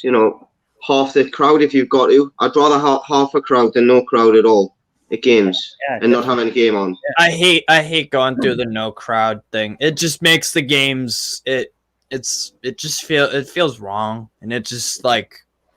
And when they do that tacky sort of pretend crowd, it's really cringy. Yeah. But the sound effects. Yeah, but yeah. I mean, Man City be used to it because they've got any fans there, anyways, half the time. So Oh no, what a shambolic punch. some bugger's going to come in the chat and give me some shit for that, I think. That's That's like they'll be alright. supporting Liverpool next season or something, probably. Don't worry. Now, what do you guys think about the Man United game coming up on next Monday? Gotta have a go. Yeah. It's going to be a tough one, of course, but we've got to give them something. You've got to think where they're going to be. You know? Because if they've hardly, I know we said against Leicester, but if they've had all this time off and had much preparation time, if players are still away with COVID, there could be something in there because they're still not quite right because Norwich gave them a hell of a game that they never deserved to lose. I'm glad they did for us, but Norwich never deserved to lose that game. Yeah, I mean, they showed more, and you know what? Man United will probably. Is it a home game? I believe. Yes. Yeah. I don't think we're gonna only concede one goal. I think they'll beat us probably 4-0 or 3-0 like Man City did today, and they're nowhere near as good as Man City. But guess what? We've conceded 79 goals in this calendar year.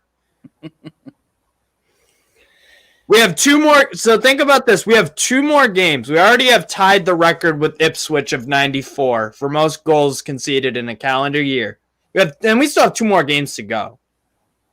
We're gonna break that record. Everton and Man United will probably at least score 1 against us. Yeah, Man United will score for sure. Yeah. So we're gonna be looking at 82, 3, 4, 5. Like, who knows, man? They normally score 3 or 4, so you could almost put money on them scoring 1. Absolutely. Yeah. With our defense. I mean, and hopefully Shah comes back into it next week. Like, I understand why he's been rested today. Hopefully Manquillo, Shah, and Shelby will come back in. But my question is, why? Something I think would be a very easy, quick fix. Get Kieran Watts on loan at what is he at?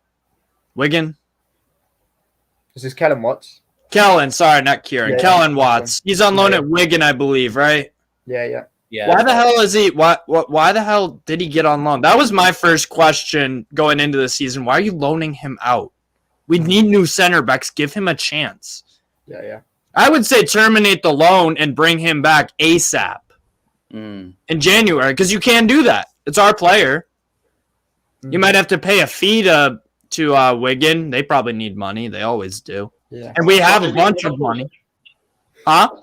Tottenham are beating Liverpool 1-0. Damn. They're still going to lose 3-1 probably. And Harry Kane is now above Jeff Hendrick. Is he? Is it him that scored, was it? Scored, he must have hit that start and went, I can't be having this. I cannot be having that. Yeah, I think we've got to have a go at Man United. Palace, I don't think give them had many problems against Man United. It's just a little bit of quality from Man United. Right. We've got to give them their last 2 performances have been a bit meh. So yeah. I'd go at them in the first half. Okay, all look is Pogba will be back and all the big hitters will play and we'll just get steamrolled. But I think if you're positive and have a go at them in the first half, get a goal. There's a point there, easy. Andy, did you hear what one of my what I want Newcastle to do in January? I would say terminate the loan of Kellen Watts and put him straight into the Newcastle first team. Give it a go. Kellen Watts. I definitely recall him, but I don't know about putting him straight in. I'll be honest. I think that's asking a lot of the lad, considering the consequences if he makes a mistake. You know, you're asking Kieran Clark. Bear in mind, Kieran Clark's he's played in the Premier League, probably 250 times, give or take. He's still making mistakes under pressure. So, I do get you. I definitely am in and around the squad, though. Yeah, but I would definitely say so because we have conceded 79 goals this year. Something is not working, so we need to try something new. Yeah. Well, what do we make of Kieran Trippier almost certainly coming in? I'd love Trippier to come in. Absolutely. Perfect signing for me. I think he's perfect. Because then we could have someone on set pieces, actually. Yeah, someone that would actually be of quality. Yeah. he gives you that natural width. He can, and I mean, how are the guys played in a European Cup final, a World Cup semi-final, a Champions League final? I believe Tottenham, is he still there? Yeah, I might be wrong there. But Tottenham were defensively good when he was there. He's not as good as Reece James going forward, as in mobility, but he puts good balls in the box. And I think Harry Kane's got a lot to thank him for when he first came through, because a lot of his first few goals were from Trippier's assists. Yeah. Heath, for me, he's 31. He's at the age now where if you're going to give him a project and pay him well for it, he's going to... And he could probably play it to his 34 to a good standard.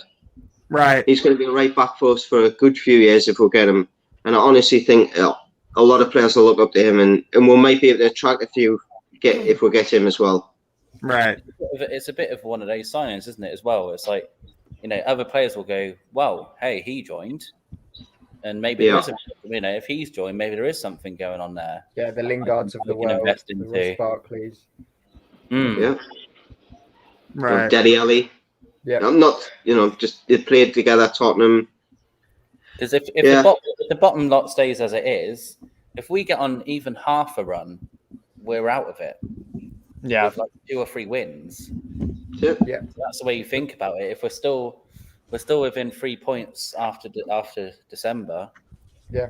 All it takes. But, I mean, against Watford and teams like that, we've still played 3 more games than those teams, and that's my fear of not stopping the league now, COVID-wise, is that if it goes on, the league becomes anti-competitive because everyone around the table isn't true, because we're playing teams that everyone around us will have more games in hand than us, and then you really can't judge where you are. Right. But hopefully those guys, I haven't looked at their run-ins, but maybe Watford have got like a run like we've had.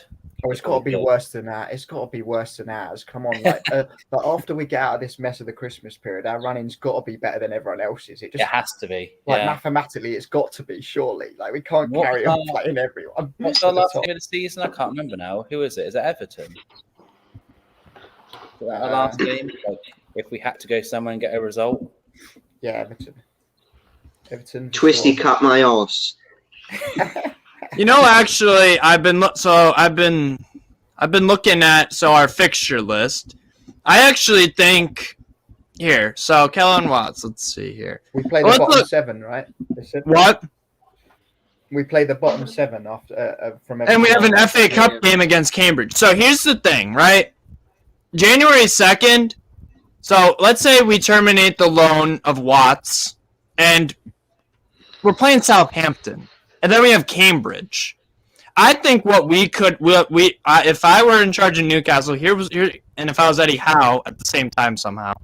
Anyways, if I was him, right? So we've got an FA Cup game. Why not start Kellen Watts in this game if we did terminate his loan against Cambridge? That would be a good chance to have a look at him, wouldn't it? Yeah. You know what I mean? And then we've got 2 or 3 other easy games. Watford. Leeds, Villa, West Ham will be probably a loss. But we've got a bunch of games. We don't play another Big 6 team until Chelsea in March. That's a lot of time, honestly, that I think would be valuable if we did get Kellen Watts, terminate his loan, start him in the FA Cup game and see how he does, and then get him a sub. I don't know. I'm getting desperate for decisions because I think Watts... He deserves a chance at, I think he deserves a chance at the first team because our defenders aren't good enough. You can have a look at him in that FA Cup game against lower positions, see how he works with his teammates. I agree. Give him a go in the FA Cup and see how it goes. I don't think it's to his benefit that he's sitting still out on loan when there's new manager about. Yeah. If I was Kieran Watts, I would be like, hang on, Kieran Clark's making more mistakes than... Yeah. He's making a lot of mistakes at the moment. Lascelles, you can't hang your hat on him at the moment. Shaw can't stay fit fully. Why not?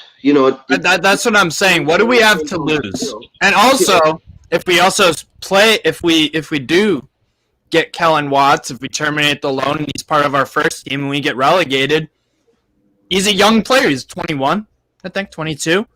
He's a young player, so surely he'll get game time in the championship too. I mean, we The cancelled. argument's going to be that it's going to be a jump up. Sorry, go on, mate. No, I was just saying we've just cancelled Matty's because he's not getting a game. So I think Howard was just like, well, let's see what this kid's got. Because it might be better than what we got up here. And it's the same with Watt. If he's thinking like, well, Christ, I can't trust Clark because he doesn't understand to head a ball. I don't care if the keeper's told him don't head the ball. Head the ball. Who cares? People's argument's going to be it's a big jump in opposition going from League One Championship to John Stones went from Barnsley to Everton and he was Everton's best defender. Yeah, exactly. Different position, but look at Vardy. Vardy was a what conference? Yeah. People can Eddie Ali back when he was good. When we were looking at him, what was MK Dons, right? Yeah, so we were going to buy him, and then obviously Ashley can't be bothered, so Tottenham get him, and then we're thinking, hold on, this guy was great.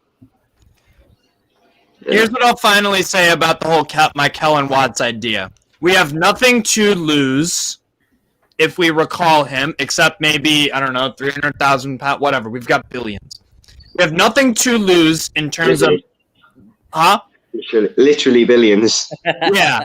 So we have nothing to lose besides 300,000 pounds probably or whatever. Like I said, Wigan need fucking money always. They always seem broke as hell. And we have everything to lose, including our Premier League status. Would you rather lose it because of Kellen Watts making some mistakes, but he's a young player and he'll learn? Or the tried and failed combination of Lascelles and Kieran Clark. Clark can't get any more starts, right? Like I know the reason he started today was because Shah's being rested, but surely he's made enough mistakes now that, like, if Eddie Howe is not implemented in a way where he's only there for a recovery position if someone else gets injured, then what is Kieran Clark doing? Because he's not adding anything to the team. That's my issue with him. So if he's not adding anything to the team, and you've got Fernandez when he gets over his knock, Shah and Lascelles, I don't want anywhere near the squad. He can't get into that, even on the bench, because Fernandez should be getting on that bench over Clark, in my opinion. I don't understand this obsession with playing left-footed centre-backs in the left centre-back spot, because Fernandez is technically better at passing the ball out with both feet, and Kieran Clark can't do it. So, like, there just seems and Lascelles, we don't even need to speak about him on the ball. I mean, my God. Dear me. Sometimes the passes going forwards are horrendous, going forwards to the wingers and to the strikers. I'm like, okay, cool. We might as well just kick the ball out of play every time we get it and just sit 11 men behind the ball again, because you can't find anyone with a pass, not even like a simple one. Yeah. Good. So we'll wrap up the fan reaction show. But before we do, I want everyone in the comments and you guys. I do this after every watch along. What's one word to describe the match? Lackluster. What? Lackluster. Lackluster. Unfulfilling. Yeah, I'd go for typical. That's it. Yeah. I'll actually second that. Typical. We played against Man City when we lost 4-0. What's the surprise here? Robbery. I think I'll change mine. Robbery. Yeah. So, thanks everyone for watching. Make sure to like the video, become a member of the channel, do all that, share around the video. We love the support we get from everywhere around the world and in Newcastle. But yeah, it finishes 4-0. Pretty expected result, but away the lads. Thanks everyone for watching. Take care.